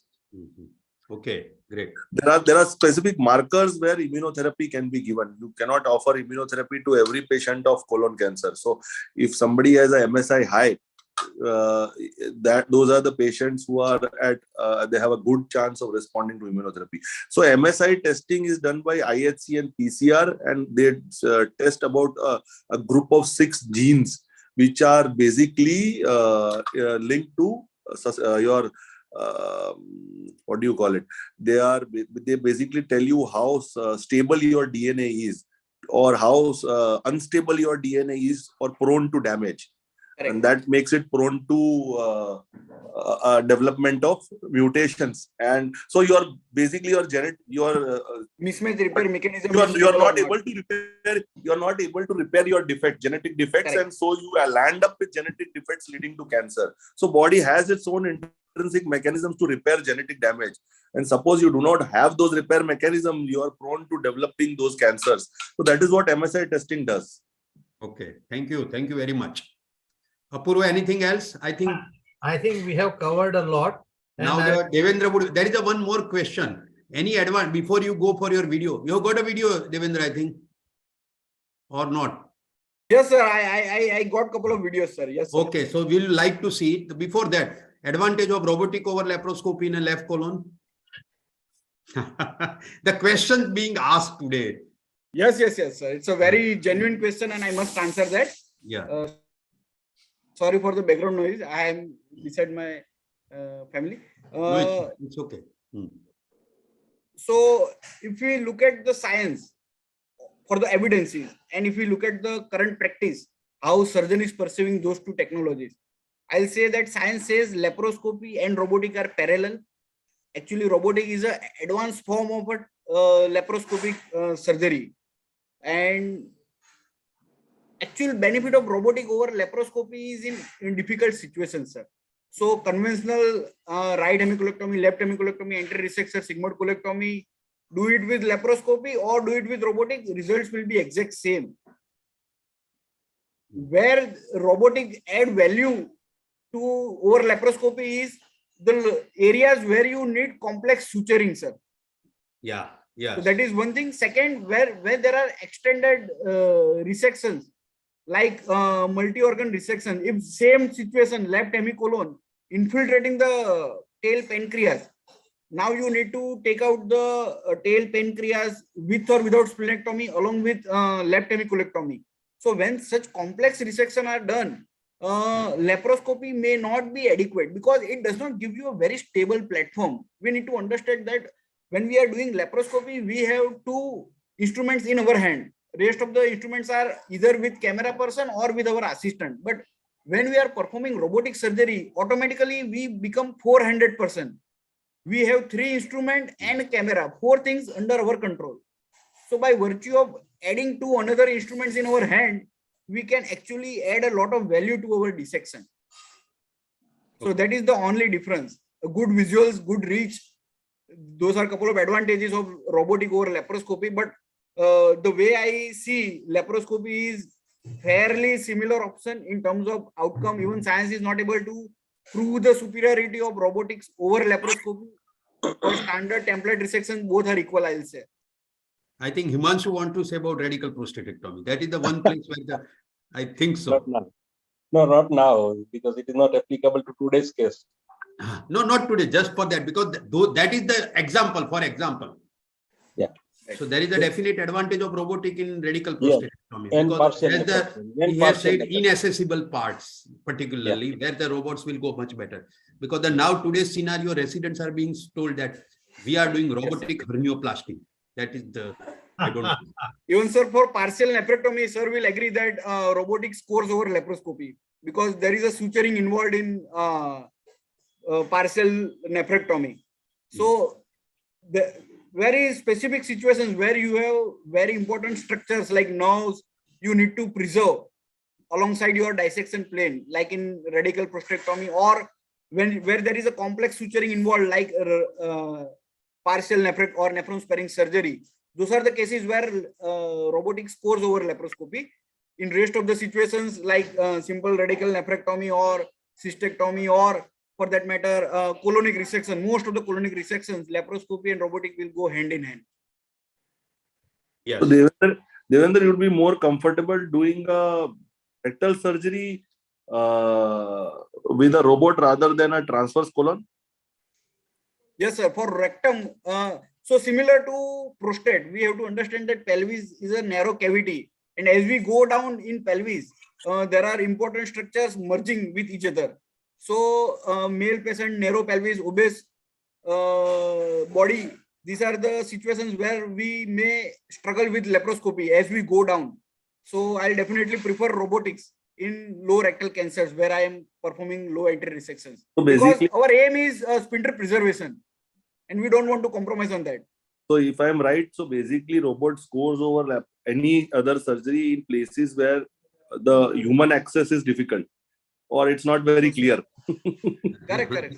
Exactly. But there was a roller trial recently published in 2021, which specifically evaluated the role of laparoscopy versus robotic in rectal cancers, and they failed to prove superiority of robotics over laparoscopy in rectal cancer. So unlike in prostate, where evidence supports robotic over laparoscopic radical prostatectomy, even today evidence does not support robotics over laparoscopy in rectal cancer. They say very specific subset, male patient, narrow pelvis, obese body. That is the only subset where you have advantage of robo over laparoscopy. Okay.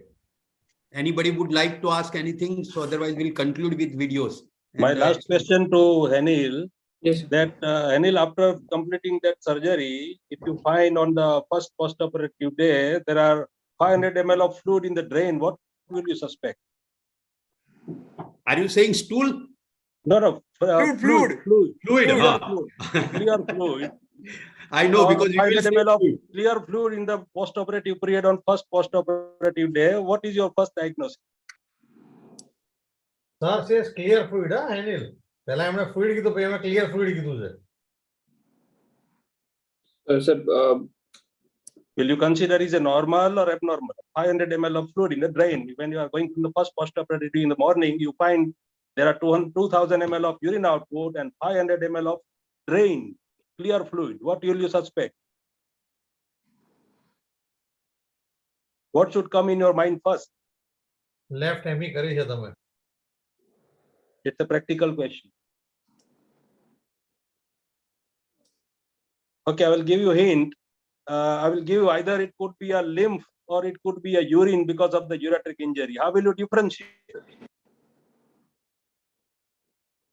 A given fluid is a lymph or a urine. How will you differentiate? How would you differentiate lymph from urine? Lymph Because કેવું હોય? it could be either lymphatics coming from the lymph node or it could be a urine coming from the ureteric injury, inadvertent ureteric injury. So how will you confirm?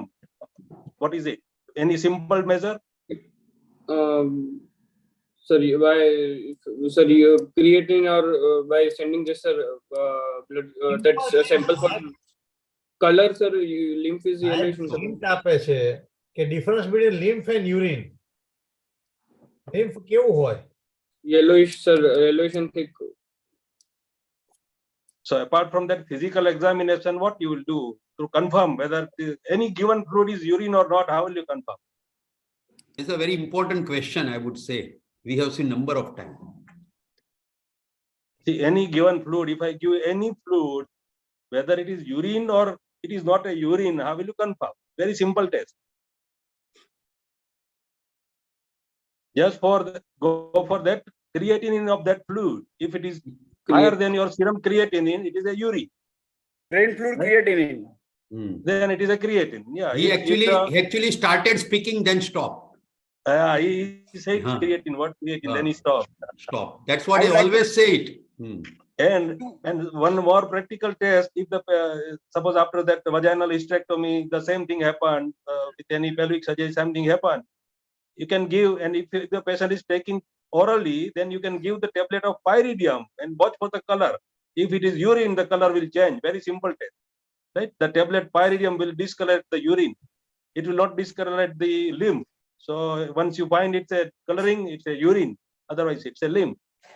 So what you will do if that creatine is very high and that fluid on the first post-operative day? What will you do then next? That means there is fluid coming from the ureteric injury, right? There is some injury which was not recognized on table. Now, how will you do? What will you do next? Sir, we need to find out whether the injury is complete or partial. Right. How will you confirm? Sir, by CT. By CT IVP, sir. Okay. And after that CT, either it could be partial or total. What will you do then? If it partial, is a partial, then we can go for DJ stenting. Yeah. So same finding you can go for that with RGP, not going for CT scan, because for CT it's difficult to shift the patient in some setup, radiology setup. You can directly go for cystoscopy and retrograde pyelography. And if you feel it's a partial, you can put a stent and the injury is over.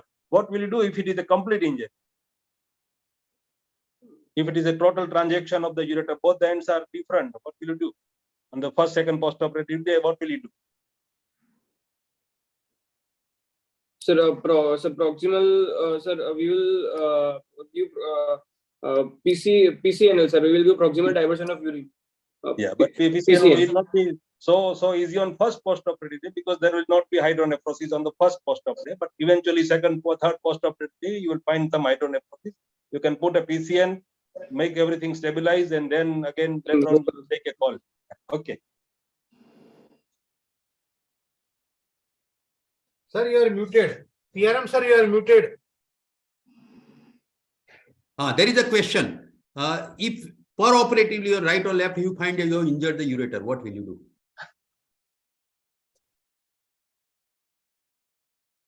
Sir, we can go for anastomosis of the ureter, resuturing of the injured part. Again, it depends upon whether it's only cut or is it a loss of length. then what will you do?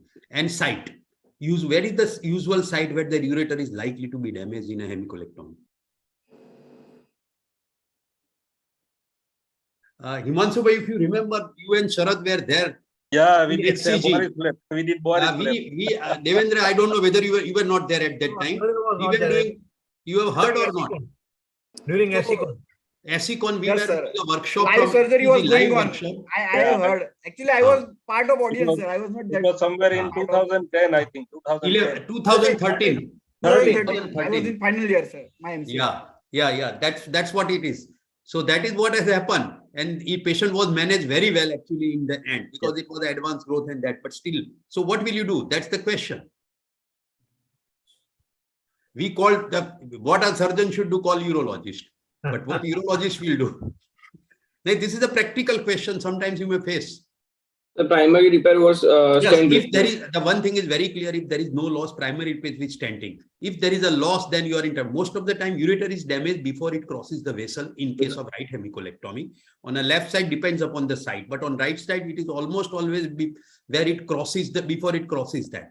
So, Himanshu bhai, would you like to say anything about that? Yeah.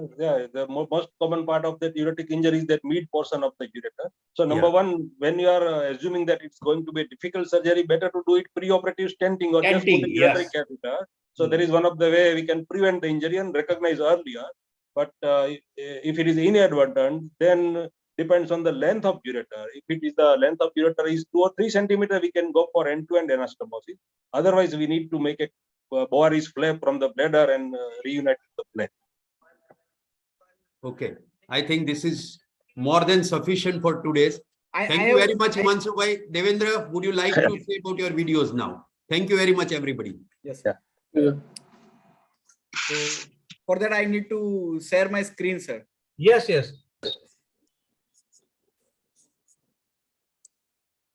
Sir, I need to give permission. Co-host Rushabh, please. So meanwhile, I start sharing. I have one final question. Hemil, do you need to put drain when you do simple left hemicolectomy in non-obstructed lesion? Sir, drains are required, sir. So, one, what is the evidence says? Does the evidence support putting drain and then your conventional practice?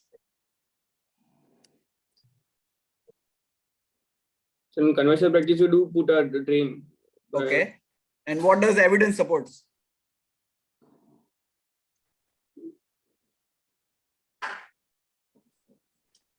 So, sir, I have fortunately video of left hemicolectomy only, robotic left hemicolectomy. Right. It's a 12-minute video. If you allow me, I can share that video and we can discuss. You are the co-host. Now, please share it. You are already the co-host. Right, sir. So,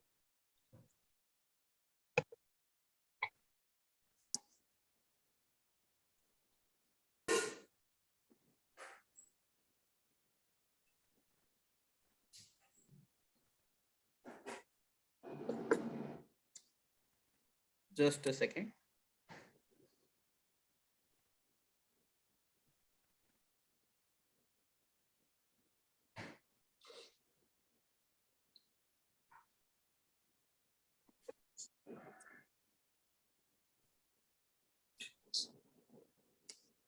I'm not very good at sharing.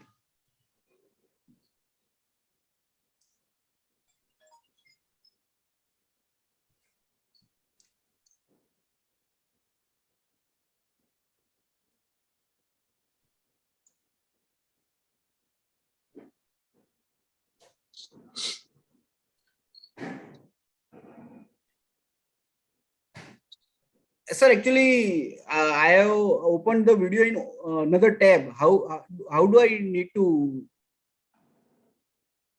Hold on, I'll ask somebody to call you up.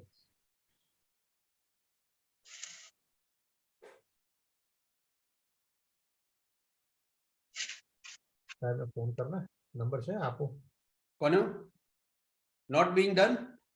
No, एमने फालतू नहीं. Just a second, sir. Rushabh is calling you. अच्छा है ना.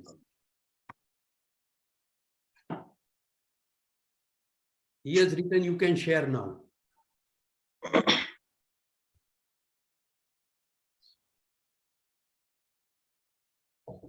हिमांशुભાઈ interest પડી ગયો છે બરોબર નહીં? But it was good for resident. It was a good discussion. No, it was a good discussion. Definitely. We all enjoyed. Sir, I have opened the video in separate window. Now I'm not able to see it when I'm trying to share.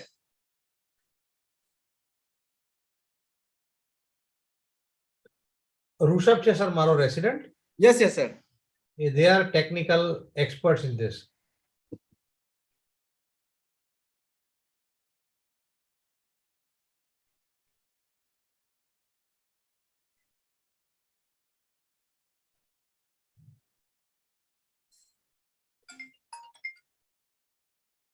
Hello.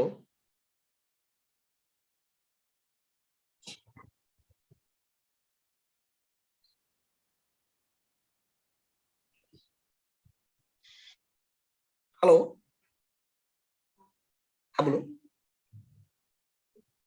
हाँ बोलो ऋषभ. ના ના del Windows છે. મેં video open કરી કાઢ્યો છે media પ્લેયરમાં, પણ હવે એ મારે છે ને ઓલું ઓલ્ટર ટેબમાં આવતું નથી મારે ઓલામાં. Share કન્ટેન્ટમાં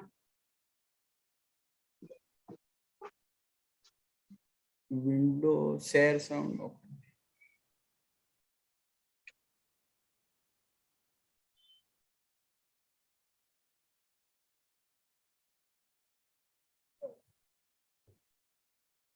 Okay.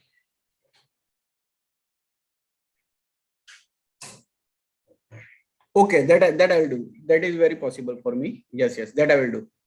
Just give me 1 minute.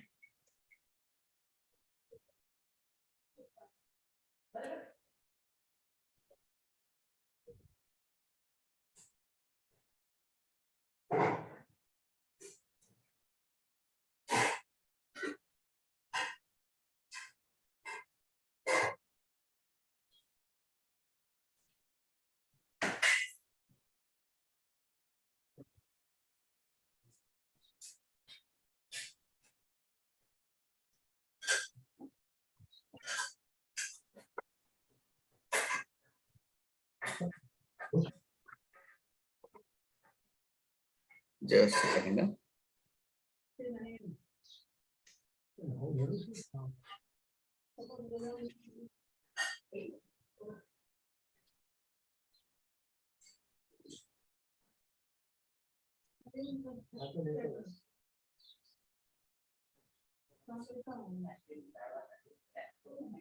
I'm inserting the video in the PPT.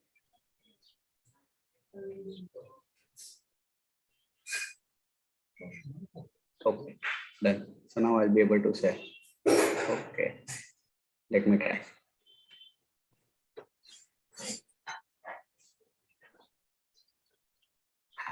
Okay. ભાઈ કઈ વાંધો નહીં. In case if you I give, cannot. sir. I give. Okay. I give.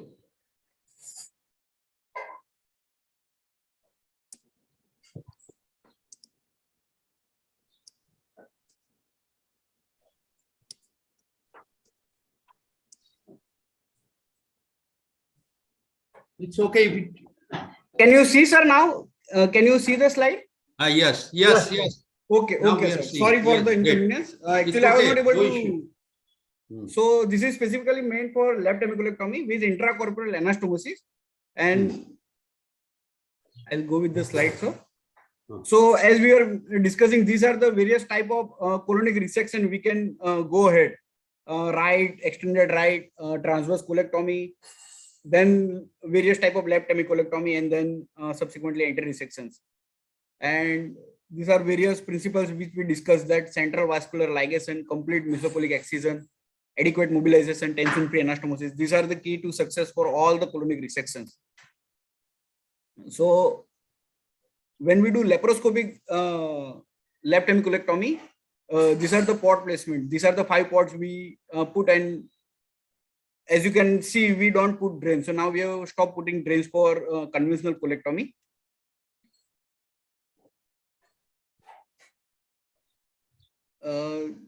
So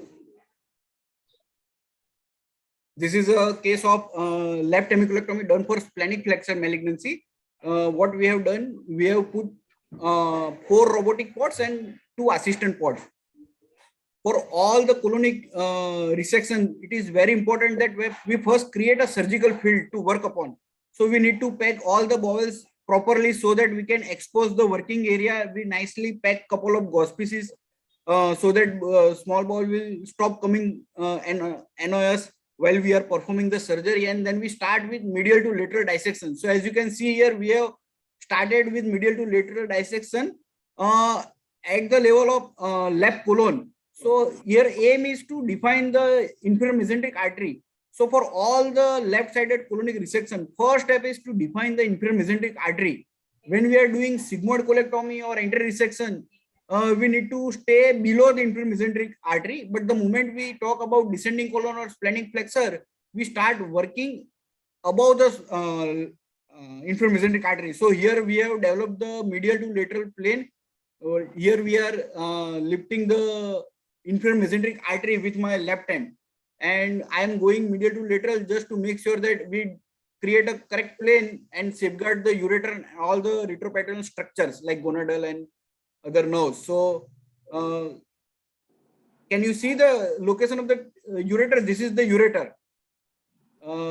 Just beneath my scissor is the ureter. Yes, we can see the peristalsis. And now we are going cranially to further create or extend the plane which we have created. So this is about creating medial to lateral dissection field, safeguarding all the hypogastric nerves. We can see the hypogastric nerves just beneath the inferior mesenteric artery. And once this step is done, then we start dissecting above the inferior mesenteric artery. So now we have started clearing tissue above the inferior mesenteric artery. Above the inferior mesenteric artery, we need to define the origin of left colic artery from the inferior mesenteric artery, because that is the main vessel which we need to ligate. So here we are delineating the left colic artery arising from the inferior mesenteric artery. Am I audible, sir? Yes, very much. So here we are clipping the inferior mesenteric artery at the origin. So what we have clipped is left colic artery. Now we have clipped another vessel which is an inferior mesenteric vein. So we need to understand that in such resection, inferior mesenteric vein is clipped twice. Once here along the artery where we are clipping the left colic artery, and then at the level of inferior border of pancreas where we need to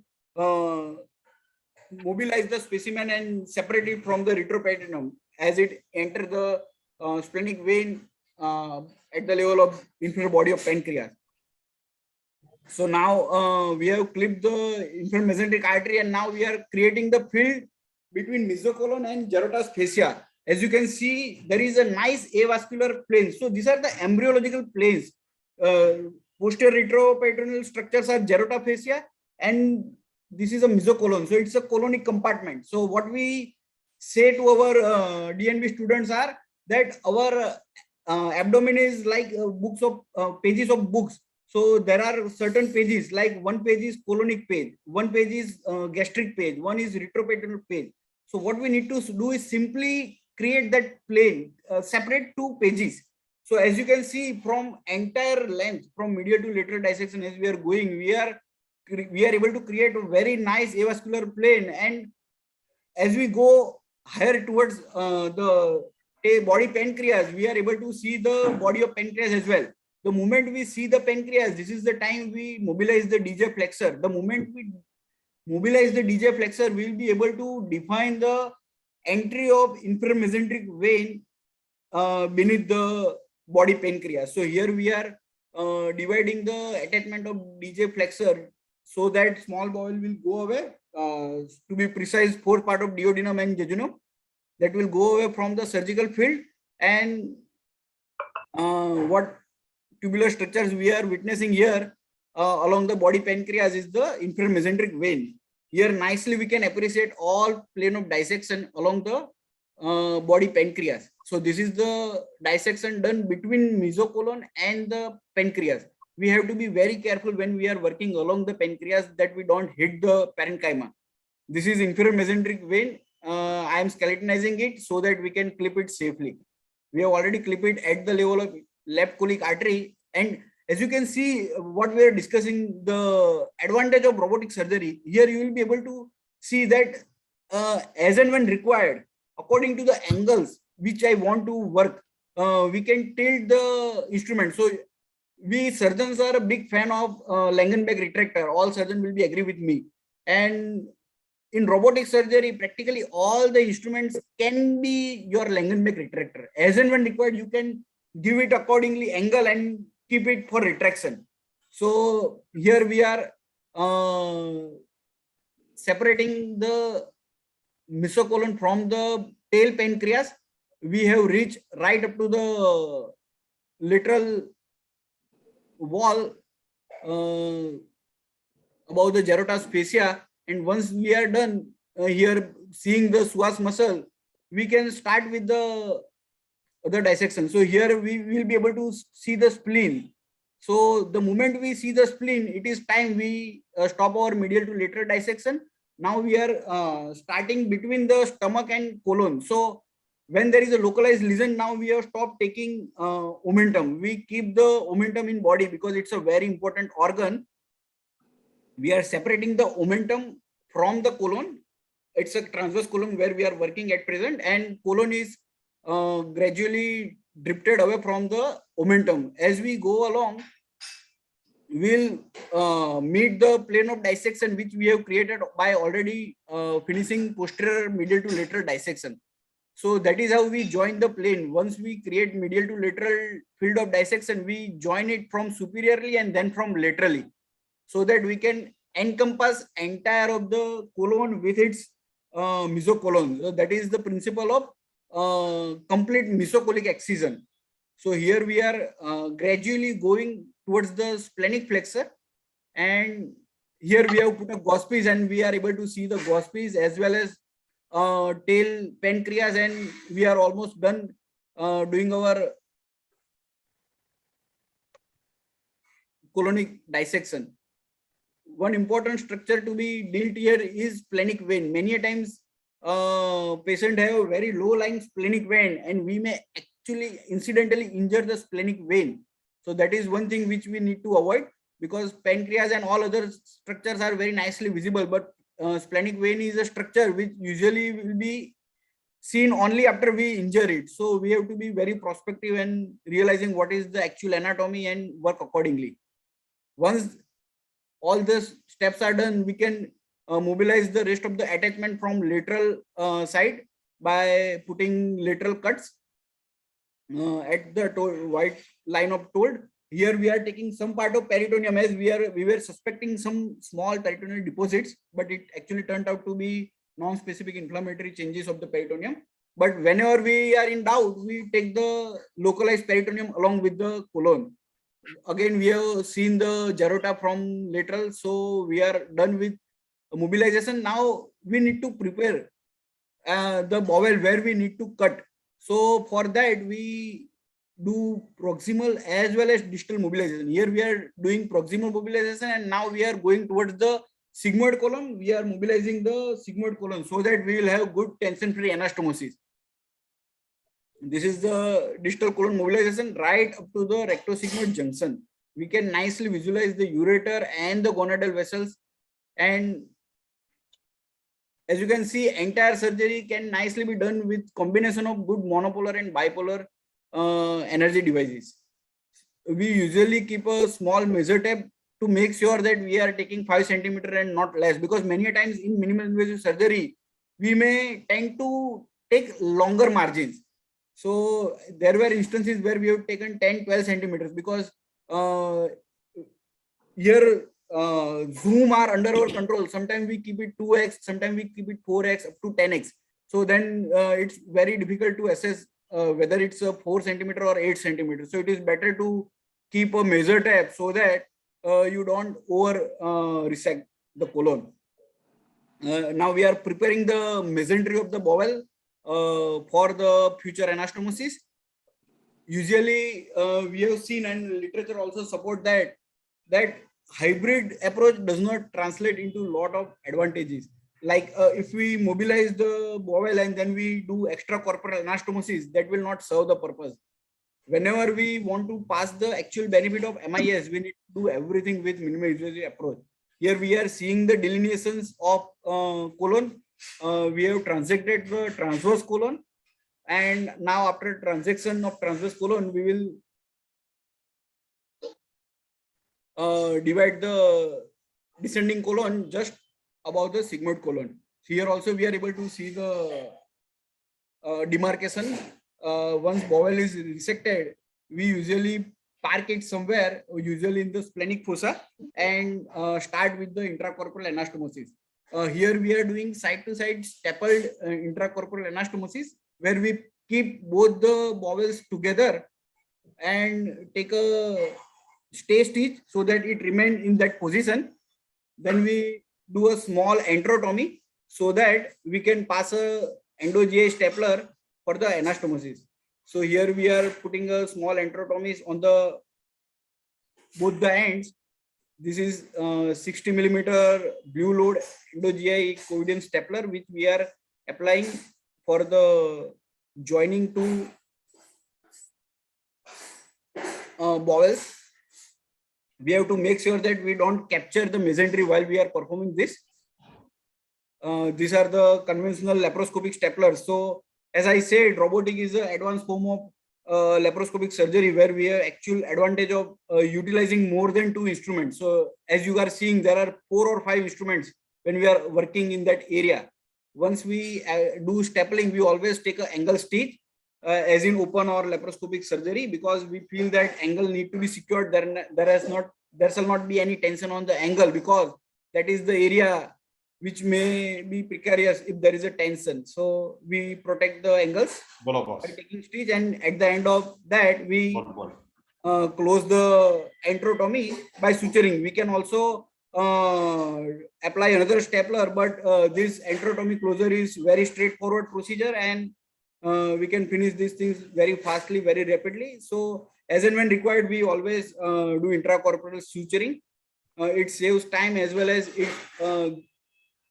protect, because when we try and close this with stapler, we sacrifice with some of the lumen, and we don't want to do that. So that by applying good suture, we can create very nice 60 millimeter of anastomosis, which will not give any paralytic ileus. Usually these patients have very smooth bowel recovery. They passes stool and flatus from sometime as early as day 1 only, and that gives us as a surgeon confidence to start early and then discharge early as well.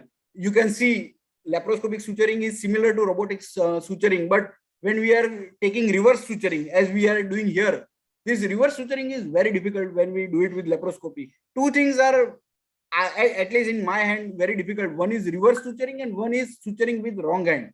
So if I am a left-hand surgeon, I will find it very difficult if I need to suture with the right hand. But with robotics, we have those opportunities because it take away those handedness from us.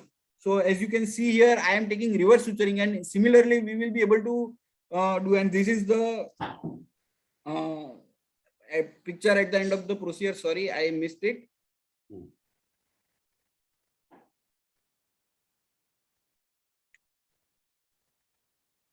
So thank you. This is how we perform. As you see in this picture, we don't put drains. So basically, idea of putting drain is that you need to drain something. If there is a cavity, by putting drain, we will add value to that procedure. Like if we have done low entry resection, there is a cavity in pelvis. We need to drain that. But if we are doing transverse colectomy or right or left hemicolectomy, practically there is no cavity formation. Most of the surgeons, when we have discussed these things in conference, some of our senior surgical oncology colleagues argued that there is no harm in putting drains, but we have to understand that there is disturbance in the local environment. The moment we put a drain, it's act as a foreign body, and it sometimes delayed the what I can say, bowel activities. By not putting drains, we have encountered that there is very early resumption of bowel activity, early passage of flatus. But whenever in doubt, we put a drain. There is no harm in putting drain as well. So message here I don't want to give is don't put drain. Always put a drain whenever in doubt. But if you have done things nicely, you are confident, you have years of experience, it is always safe to adapt what science suggests. So with this not, I can share if you allow, I have a couple of more slides just to show what is the recent advances in the robotics. Please. Devendra, do it. Yes, sir. So I'm just a moment. I'll stop. Okay. Meanwhile, I would like to add to that drain part. The previous teacher used to say, if in doubt, put a drain. Now I always teach, if in doubt, don't put it. And I'm also advocating of less and less drain. But yes, it's only individual part. And now it is that drain doesn't save you. People used to say the drain will save you. The most of the time, what happens that tube drains get blocked and it doesn't serve the purpose. That's the basic idea. So ample amount of time we have seen that, sir, by putting drain, we have not actually discovered the leak. Exactly. Drain does not leak the content. Actually, it's our clinical judgment which we need to follow while evaluating the patient post-operatively. And now we have multiple gadgets which help us to find the leak also. So if you are in doubt, go for a CT, contrast, colonus, whatever it is. There are so many other things. So, and the drains, if tube drains are, they usually gets blocked, apart from in urology. So, sir, can you see this screen? Yeah, very well. Yes, sir. Yeah. So this is the confession we always say, that laparoscopy is non-inferior, and we shall not compare the robotic with laparoscopy. It's actually adjuvant to laparoscopy. So in difficult situations, it actually helps surgeon. Many times it does not help the patient. At the end of the day, when we treat a cancer patient, our aim is oncological safety. We want to do R0 resection with a good safe proceduring so that patient have a very good recovery and take the adjuvant treatment as early as possible. This is the standard robot which we use, Da Vinci XI model. It has three components: patient side, vision card, and surgeon side console. So most of the surgeons now are aware of this. These things are available at a lot of centers now across the India, and this is what is installed at our center. This is how it looks inside the OR. Arms are docked at the patient, and as you can see, instruments are so tiny. If you put it on your finger, it will be so small that you will actually realize that it can go and reach to any nook and corner of the tummy. And now there are so many good technologies they are integrating. So it's a software-based device. So as and when things are coming, they are integrating newer technologies to the robotics, like they have integrated harmonic, then vessel sealer, then they applied the firefly technology, laser lighting technology, staplers. Everything has been integrated. So just a small video how it helps us. It's a case of esophagus where we most of the time we have to make sure that we are doing thoracic part, we don't hit the thoracic duct. But with this firefly technology, you can nicely visualize where is the thoracic duct. It will illuminate as a green fluorescent. So it's a indocyanine green dye which we inject, and at the end of the dye, when we start the firefly image while dissecting, we can immediately switch with a single press and see where is our thoracic duct. So we can ligate it very safely. And even when there are some situations where we don't want to ligate it and want to actually preserve it, we can start visualizing it and dissect along the duct, and accordingly we can safeguard those important structures like this. So this is one advantage of doing firefly based dissection in difficult situations. Similarly, there is these are robotic staplers.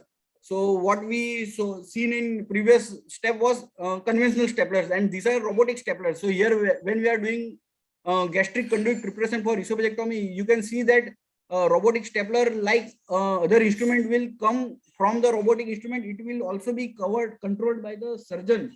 So here surgeon sitting at the console, do the stapling, do the dissection, do the retraction, everything can be controlled by the surgeon.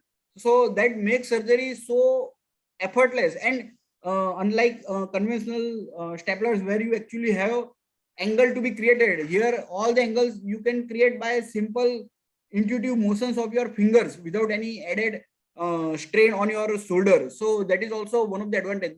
This technology actually give a surgeon very comfortable posture. So without any physical efforts, they can perform 3 or 4 surgeries seamlessly. And it actually difficult maneuverings like feeding jejunostomy. So I have seen so many surgeons, they stop doing feeding jejunostomy for major surgery like esophageectomy or Whipple's only because they are not comfortable with feeding jejunostomy with MIS. So those things are also now can be taken care of so nicely. Practically, we can do everything what we are doing with open surgery with robo. So that is something which fascinates us as a surgeon, that it enhances our ability to perform. So to go further, just a small, it's a case of lobectomy. You can see that there are multiple branches of the pulmonary artery. Now with conventional VETs or thoracoscopy, I'll be not able to take everything with myself, but here we can see how right angle movement of the instruments will enable me to pass everything in one go. I'll be able to loop it in one go, and then I'll be able to apply stapler and take all the branches in one go. So sometimes they actually save money as well. So yes, it's a costly technology, but it has some of the advantages which are very unique. And when we go through those surgeries, we gradually realize that it actually adds value. These are the post-operative results, and we are gradually extending our limits. We have done now more than 1,200 cases at our center, and these are the various advantages as I was discussing with you. For the surgeon, for the patients, most of the advantages of minimal access surgery will be there when we do it with robo, along with various nerve preservation or important structure preservation or multi-organ resections, and those are the advantages. Some disadvantages are there. It's a costly thing. There are a lot of collision when we are in learning curve because it's a very big hardware. We need to understand the ergonomics of the robotics, but again, things are learnable. It has actually shorter learning curve compared to laparoscopic surgery, and eventually we see a very bright future in coming days ahead. So to all younger surgeons, I think minimal access surgery is something we must encompass in our day-to-day practice, and eventually we will see the change in surgical paradigm shift. Thank you. This is our team. Thank you, Devendra. Thank you very much. Thank you, all of you, all the experts and all the participants who were present, Devendra especially, for this taking your time. Thank you very much. So with that, I will conclude. Thank you, Kirit Bhai. I think Hitesh has left, Abhishek Kakru, Himanshu Bhai, and all others. Thank you very much. Thank you. So we conclude the session with this. Rishabh, you can discontinue. Okay, bye. Thank you, sir.